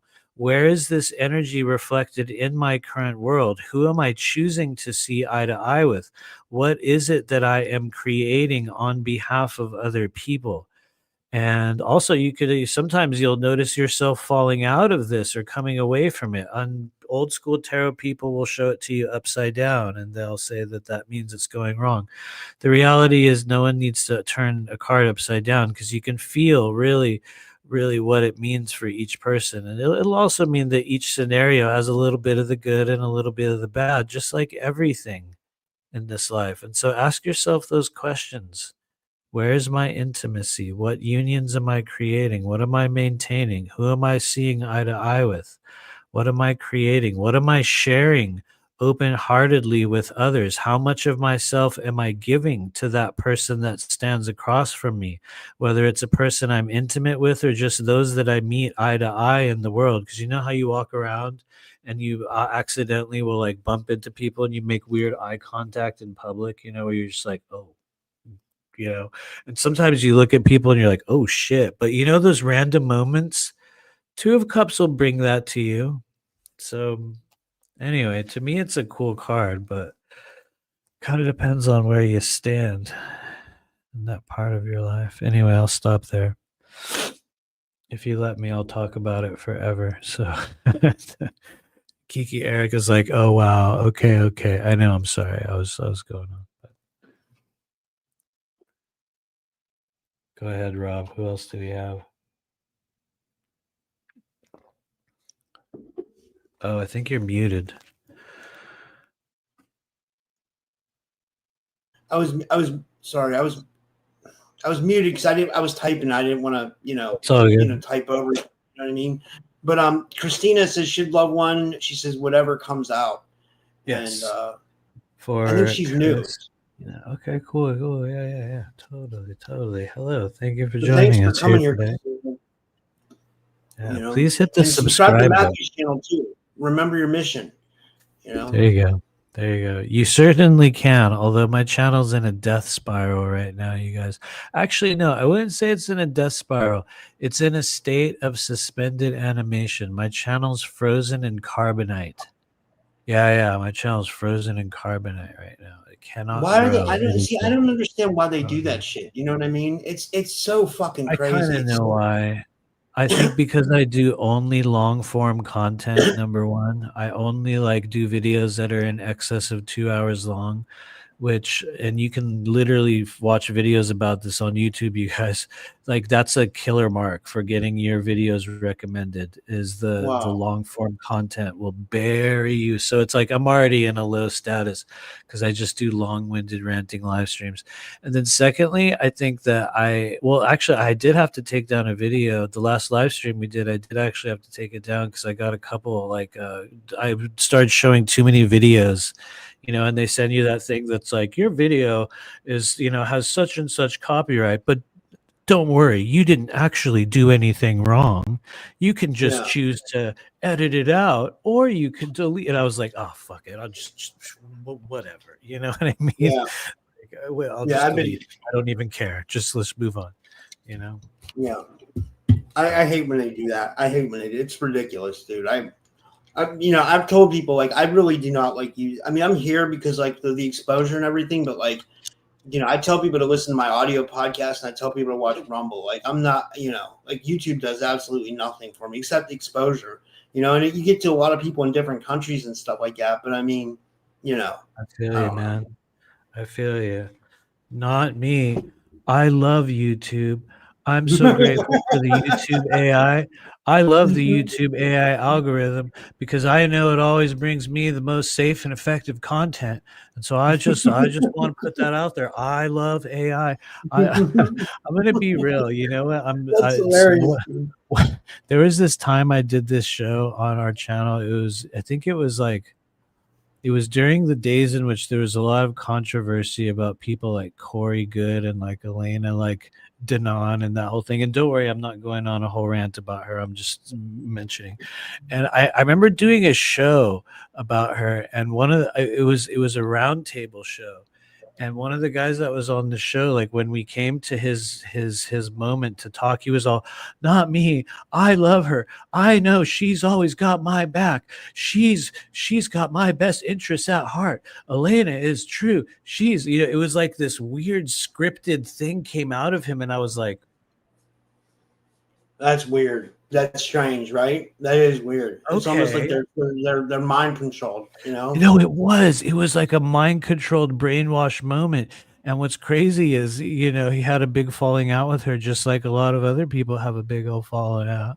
You know what I mean? And now they're like, she's pure evil. But at the time it was like, no, she's my best friend. She would never. And it's like, oh God, Jesus. It's strange when people act like that, Yeah. That's why I love the YouTube AI algorithm. I just absolutely love it. Safe and effective. Okay. Safe and effective. You should get one. Okay. Get yourself an algorithm. Okay. Put it up on the wall over there next to your picture of Donald Trump. Okay. Christina, I'm going to do a reading for you. Sorry. That's hilarious, dude. This was closer the to funniest Halloween show. it gets. Yeah. I'm so sorry to keep talking over you. Go ahead. No, it's okay. You're not. It's all right. It's good. We're all good, man. I'm having fun. This is awesome. Aurora Diamondheart says Jermaine. No, it was not Jermaine. It was a very it was one of he's now lost in the paranormal realm. That's all I'll say about it. Anyway, this is for Rob. Rob's a good Christina. guy. Rob's a good guy, man. He's I know, like I love him. Isn't he awesome? He's great. Anyway, here we go. This is for Christina. We're gonna pull a card for you live in the moment. 3, 2, 1, and boom. Well, Christina, you have received a very unique moment in the world of multidimensional tarot. This is known as the Five of Wands. And I hopefully, you can get a little bit of a view of this on your screen. And if you can't, it's okay. Sometimes you're on your phone and you're like, what? I don't even know. What is that thing? This is a scene of a bunch of people with wands, and they're all clashing and kind of fighting. And you know what I mean? And you really look at them and you're like, what are they doing? Seriously, what are they doing? Are they fighting each other? Are they choreographing a weird dance scene? What the hell's really going on here? When you have a Five of Wands in your life, or if you're in the stage of a Five of Wands, you might be asking yourself that on a regular basis. Like, wait a minute, what's really going on? Are we fighting right now? Are we dancing with each other?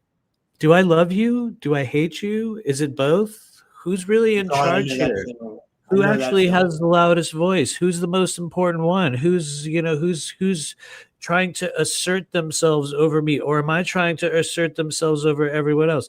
You know those moments where there's a conversation and everyone's talking, and all of a sudden one guy comes in and just talks over everybody, and you're like, oh, technically, I think I do that a lot with you, Rob. That's a good example of a Five of Wands scenario. I think ours is like a delay, but you know what I mean? It's like there will always be someone with a louder voice, or someone that knows more than you. And it's like no one really knows shit in a Five of Wands, but it's just like this chaotic moment in which no one's really getting hurt. Because if you really stare at this, it might just get dark the closer I get to my screen. But if you really stare at a Five of Wands, like nobody's hitting anyone. No one's, you know what I mean? It's like most of them are missing the mark. So when you have it in your life, you might be in a stage in which there's a lot of chaos, there's a lot of posturing, there's a lot of competition. You might be noticing those and asking yourself, what am I doing with these people? We often experience wands in the workplace just as a day-to-day, thing that we all live with. But it can also be in other settings. And so when a Five of Wands comes into your life and you're noticing the chaos around you, you have an opportunity, or really an authorization, to completely remove yourself.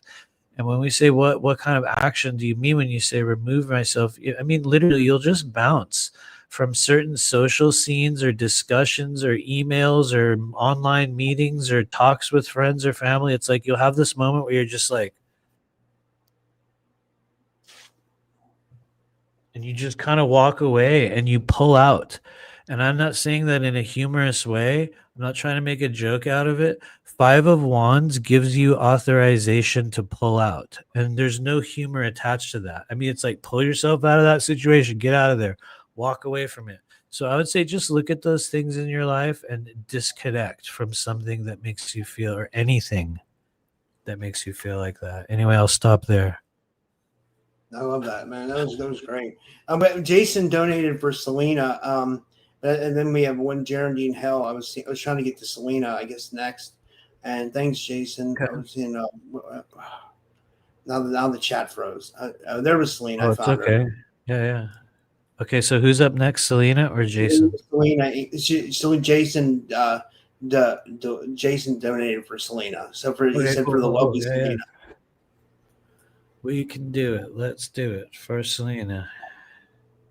Selena made a really cool and also equally creepy AI video of me. It's the only time I've appeared in an AI video. She did like one of those, like, for a lot of you guys, you know that trend where it's like the cat, and at first their cat was getting pulled over by the cops, you know what I mean? And now it's the cat shooting the gun, which are, oh dude, I love those ones. That is one area where the AI slop lured me in. They definitely were like, oh, let's make a bunch of stupid cat videos. But anyway, Selena made a cat she put me in an AI cat video, and it was equal parts, I mean this as a compliment, it was equal parts beautiful, magical, and disgusting at the same time.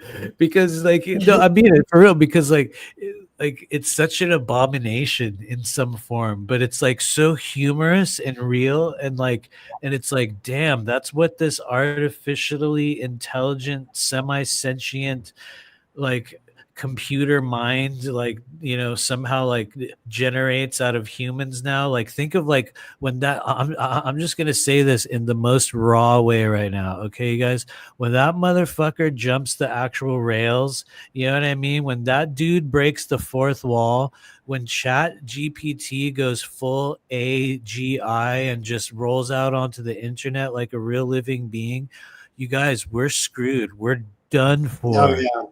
We are so done. We're literally Yeah, cooked. because the crazy shit that it can do is it's insane. Like that, an example is that intro that Coley had when I was doing that podcast with her. Like she somehow got it to make it look like I was a character or something. You know what I mean? I was like, I didn't shoot that. That's not me. You know what I mean? It's scary. It was strange, dude. I know what you mean. So it's strange, right? It's weird. It's like It genuinely frightens me, and I'm also amused by it. And I think what's cool about it, I think this is something that everybody can agree on. This is the embodiment of you will live to see man-made horrors beyond your comprehension. That's scary. We're watching it now, right? Like we are literally seeing it. It's happening every single day. And anyway, we were gonna pull a card for Selena, right? Yeah. Kim said Selena made those. Yeah. Go to Selena Ingalls Ingles on Facebook, Kim, or Christina, or she. I think Instagram too. You know, she's on.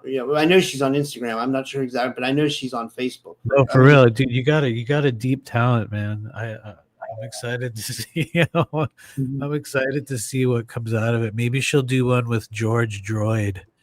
Somebody out there is gonna go, what? That would be horrible. No, don't do a George Droid one. Selena, anyway, she should do one with like cats in the SSP or something. Oh yeah. Okay. Do cats in the SSP, Selena. That would be hilarious. Like, I mean, cats that might be a SSP. Here we go. Okay, ready?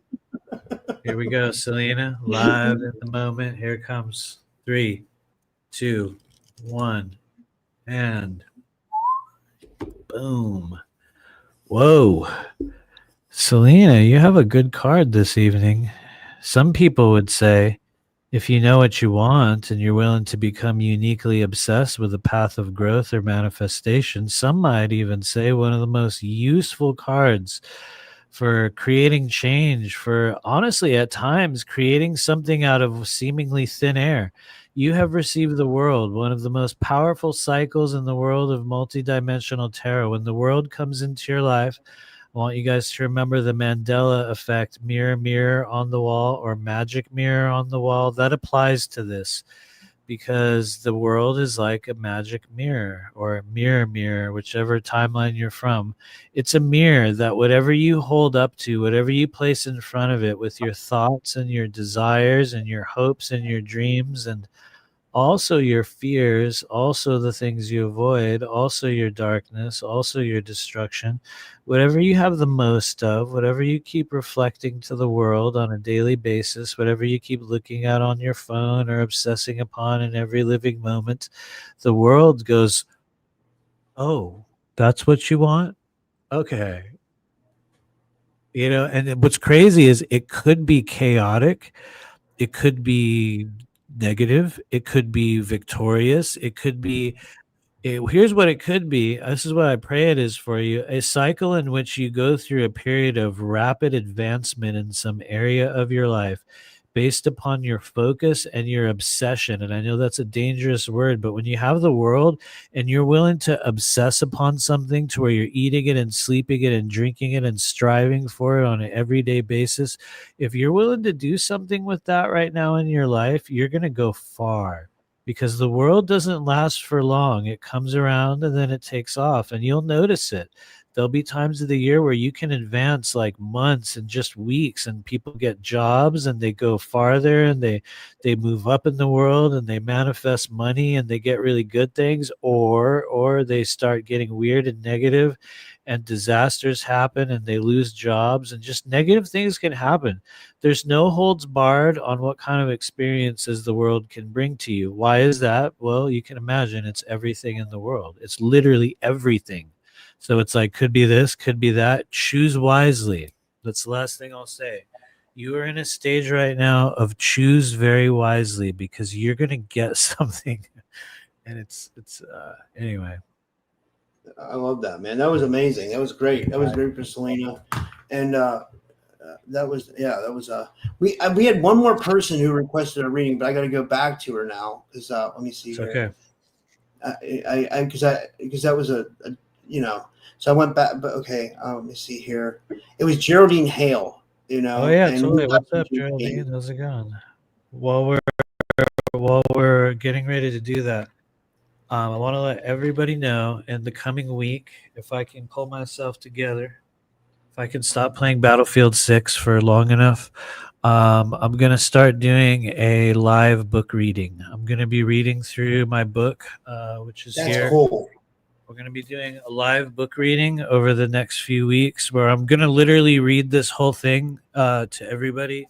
And we're going to kind of comment on it. We're going to comment on it. We're going to kind of talk about it a little bit, go a little bit deeper into some of the experiences. But it's been a thing I've been wanting to do.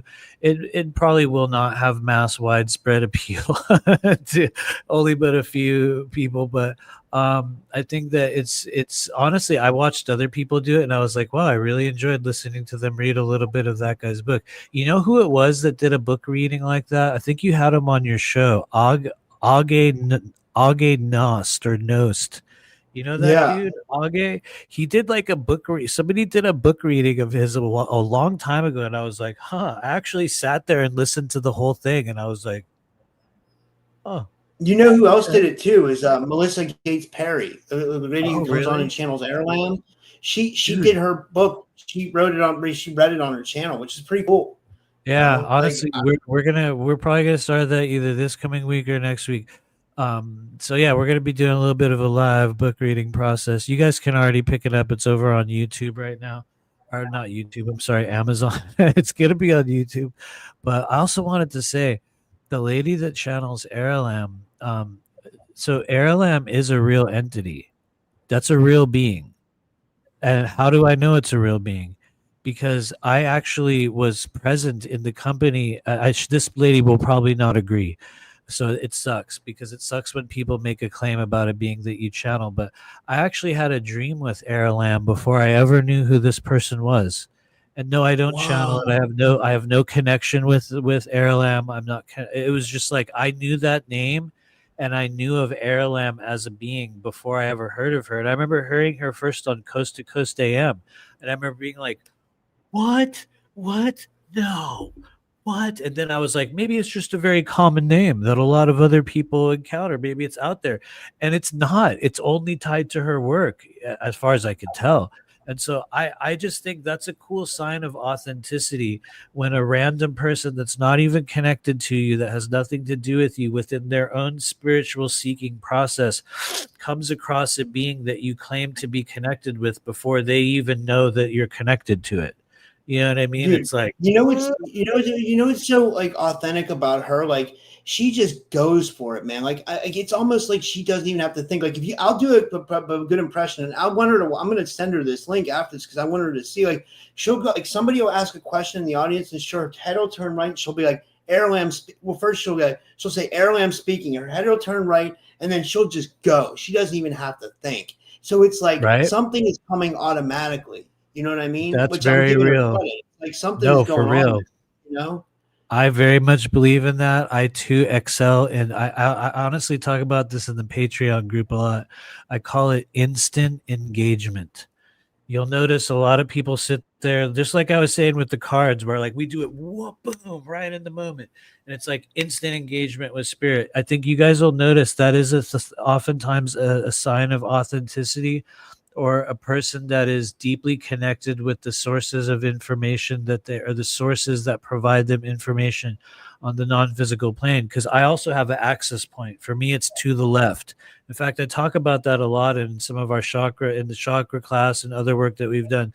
I believe everyone has an access point, meaning that when you're engaging in some form of spiritual work, even if it's not intuitive work or readings, if you're just engaging in your own process of internal dialogue, prayer, or connection with spirit, many people will become unconsciously pulled into a certain direction. It's as if you'll be talking to a being. I noticed that in the very beginning of my journey, I would always turn to the left. And I've noticed there's a lot of other people, just through watching your show, other people have an access point. And so here's the thing. Everyone has an access point. Just be mindful of your directional shifts when you engage in meditation, prayer or energy work, because that will actually show you where certain openings are naturally within your auric field. When we talk about the thinning of the veil, very few people also talk about the development of the auric field that surrounds the human body, which must also become permeable. It must also become open. If it's like a hard shell in which no energy can get through, no energy gets through and you discern nothing. So when we have these access points, those are natural places within your auric field in which you can use as somewhat of an outlet or a portal or an entry point. And anyway, I'm over explaining, but No, that's interesting, man. That's really, I never knew that. I mean, I always saw people looking to their right or left, and I thought that's what it was. I thought they were like, that's how they were communicating with spirit, but now it makes sense as to why, you know. access So here's, I point. found Geraldine's name. Okay, cool. It Geraldine, took me a what's up, while, but I Geraldine? mean, Oh, it's all good. I was also talking a lot. I'm sorry, you guys. I just talk constantly. I guess I'm a good example of an open throat chakra. I guess at least we've got that going for us. But here we go for Geraldine. What's up, Geraldine? Geraldine is a longtime member, a longtime collaborator, and a longtime friend of our group. So what's up? Good to see you. Here we go. Live in the moment. 3, 2, 1. Geraldine. Boom. You got the Hermit. That's a good sign. Or for some people, a lonely sign. I'm going to be real. When the Hermit shows up as a day-to-day energy, he's asking you to become more introspective, to peer within, to look deeply within yourself. And, you know, it really depends on what you're looking for, what the process is, what you're healing or what you're overcoming. But the Hermit takes you on that internal journey into the self. And for some people, the Hermit is the, you know, that old saying, the thing you want the most is in the place you least want to look. He does take you in some cases through what some people would call a dark night of the soul or a difficult period in your life, or sometimes just as a day-to-day experience. The Hermit is just going to be you going about your business and living your life, but very much on your own. It is a solo journey. I'm not saying that in a mournful way. I'm not saying that in a negative way. The Hermit denotes by nature a solo journey. And so it's not forever, but maybe at this stage or this day or this moment in your life, you're being asked to look within. You're being asked to look at, you know, your desires, what you wish for, what you're overcoming, the things that you fear. I would say one thing the Hermit's really good at showing you, whether we like it or not, is the things that we avoid. Those are usually right underneath the surface because, like I said, the Hermit wants you to go within. That's his journey. He's taking you on through that internal process of alchemizing or shedding light upon or understanding or healing or just activating something within the self. And so the Hermit, you know, he can bring you through difficulty. He can bring you through beautiful things, but it's really about lessons. And love it or hate it, the Hermit's solo journey. You'll often look around you in the chapter, you know, let's say if the Hermit's a chapter of your life, and you'll realize it's just you, or maybe it's just you and your dog. And the reality is that's the way it's supposed to be in the moment. And so just ask yourself, like, what is it that you've been perceiving under the covers and the darkness within the self? What is it that you've been kind of working with and overcoming and also yearning for? Try not to be avoidant. That's the last thing I'll say. One of the difficulties for the Hermit is that they avoid what they discover within themselves. So the more fearless you can be in delving deeper into your own darkness, honestly, the stronger you'll become. You'll come out kind of like in Lord of the Rings. You guys remember Lord of the Rings where they're going through like the catacombs, right? And there's that scene with Gandalf and like the hobbits, right? And he falls down the pit. You guys like remember that? And he's all, run, fools. You remember that? You know, and he falls down, he has like battle the demon, you know. And then I think like in the next movie, right? In the next movie, he comes back as Gandalf the White, right? That's the process you're going through in the Hermit. That also describes the process of the magician. That also describes the process of judgment. But that sort of resurrection of self, except the Hermit is the one where you go into yourself and you come out that other version. The judgment is the one where you have a trial. Actually, judgment would be the one where you fall into the pit and fight the demon, and it beats you, just so you know. It beats you, but you come out on the other side a different version of yourself. You know what I mean? And so, anyway, it's an interesting moment. And then I guess the magician is the one that you choose. That's the one that you choose to fight. You choose to overcome. You think you can't do it. Just before you're about to lose, you realize you've already won. And so anyway, I could go on and on tarot theory, but we'll stop. So I love thank that, you, man. Geraldine. I don't think we have any more. I don't think we have any more. We've been going about 2 hours anyway, but I know sometimes you go a long time. I have a problem doing that. But this was a fun show. I think we should do this more often. Where we go into where we just kind of riff with the audience and talk about different stuff because they liked it. I think they liked it a lot.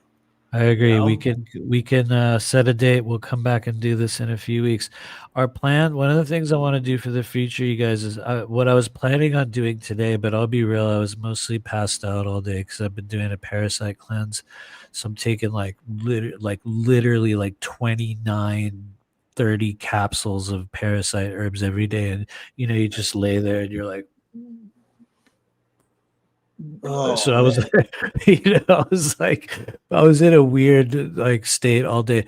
But the plan for the future is I was going to bring some current events in here, and we're going to watch I feel Twitter is the easiest one to show videos from because you don't have to worry about the copyrights with YouTube. But so we will bring some current events back for us to look at next time, you guys. Dude, speaking of parasite cleanses, I had Karen McDonald on Rumble yesterday. On my Rumble, and she showed this thing that came out of someone. It was a tapeworm, dude. It was so long, it was insane. Yeah. I was like, that came out of someone. I was like, scary, it was like in a tube, dude. She showed it, she shared screen. I couldn't believe it. I was like, is that real?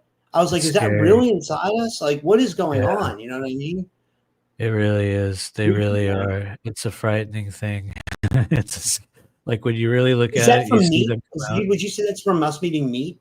I think a lot of it is meat, but I'm not anti-meat as well. I think that they're inherent within many different forms of mass-produced food. I don't think it's really a thing that we can avoid on Earth unless you cook and are so highly specific about every single thing you eat.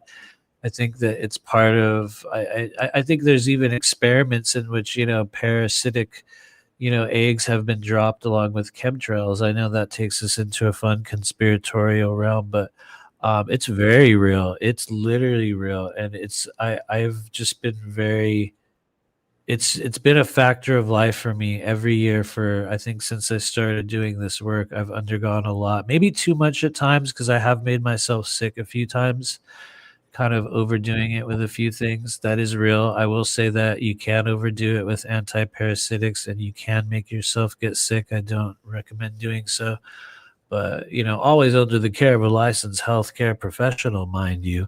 But for the sake of demonstration, I'm just using that as a disclaimer. I think it's incredibly helpful, and I would advise everybody, if you're if that's the thing you want to do, it definitely will create a lot of clarity. You'll lose a lot of inflammation in your body. And if you're like me, I know you've also talked about your, liver as well. If you have a compromised organ in your body, it is absolutely critical. Absolutely critical. But anyway, I'll stop there. Yeah. Well, I mean, just to kind of, I just want to, so is Paragard good, or what's the best thing to take? Because you said you're taking a bunch of different stuff. So, I mean, I haven't tried Paragard. I have heard of it. I heard a lot of people have been taking that. I've heard of people having good luck with the free range supplements. Those guys, they have a mixture of two things. I won't say the names of them, just not to, draw any attention to us. But I think there's a lot of really good, anti-parasitic blends. I know the one that I've been doing is the Dr. Clark method right now, which is one where you take the sort of bare bones fundamental herbs of it, not in a capsule. You know what I mean? Not as one capsule, all as different things. So it's like, Yeah. I'll take a lot of wormwood, a lot of green black walnut, a whole lot of clove, L-arginine, red clover, like a bunch of other things. There's a whole list. And so it's like you're taking the building blocks of it rather than just what comes in one capsule. And I don't know. It seems to be working. Somebody in the chat says, "Does Ivor whatever work?" I try not to say the word just to not draw attention. Yes, it does. It definitely works. A lot of people say it's. I'm sorry. Go ahead. Oh, sorry. What about staying away from sugar? Will that help? I really believe it does. I think sugar, to me, what I've seen and what I've observed in the people that I've treated, this is nothing new for everyone out there. You're gonna be like, duh.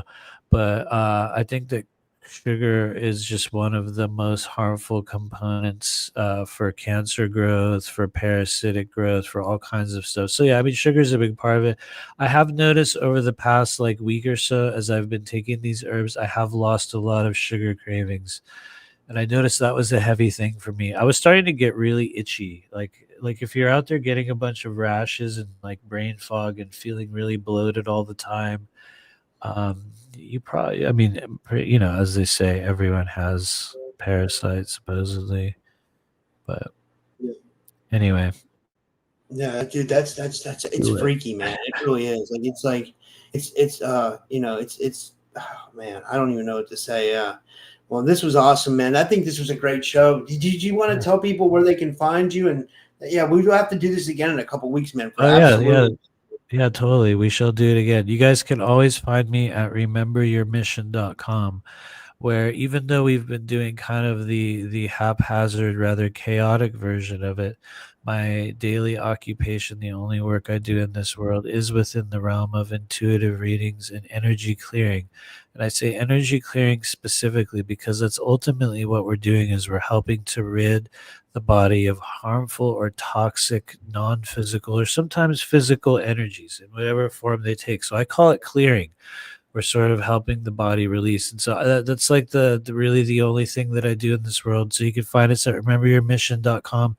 You can also find us on YouTube at the same name, Remember Your Mission, where you can subscribe to my channel and behold the act of witnessing a channel be frozen in carbonite, because we just like, for every 20 people that subscribe, YouTube takes 30. And it's almost, I have screenshots. One day I'll post it where I'm like, how does that happen? It's like they just toy with some people, I think. But anyway, so you can subscribe to us there. Then lastly, very, very last thing, we meet twice a month over on Patreon at the Blue Flame Collective.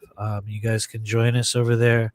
If you want to get an idea of what's it like to get an actual intuitive reading, free from agenda, free from new age mumbo jumbo. I'll say it in that kind of half-hearted, humorous way. I think we do a really good job of not engaging in delusion, or at least that is my prayer. Seriously. So anyway, I will leave it there. Yeah, thanks for hanging out, everybody. Thanks, everyone. And my only request is when you guys go to sleep at night, listen to my audio podcast. It helps, Please but do. Subscribe to all Matthew's stuff and follow Matthew and join his Patreon. And thank you guys. We appreciate you coming tonight. And this was so much fun. I hope you guys have a good night. Thanks.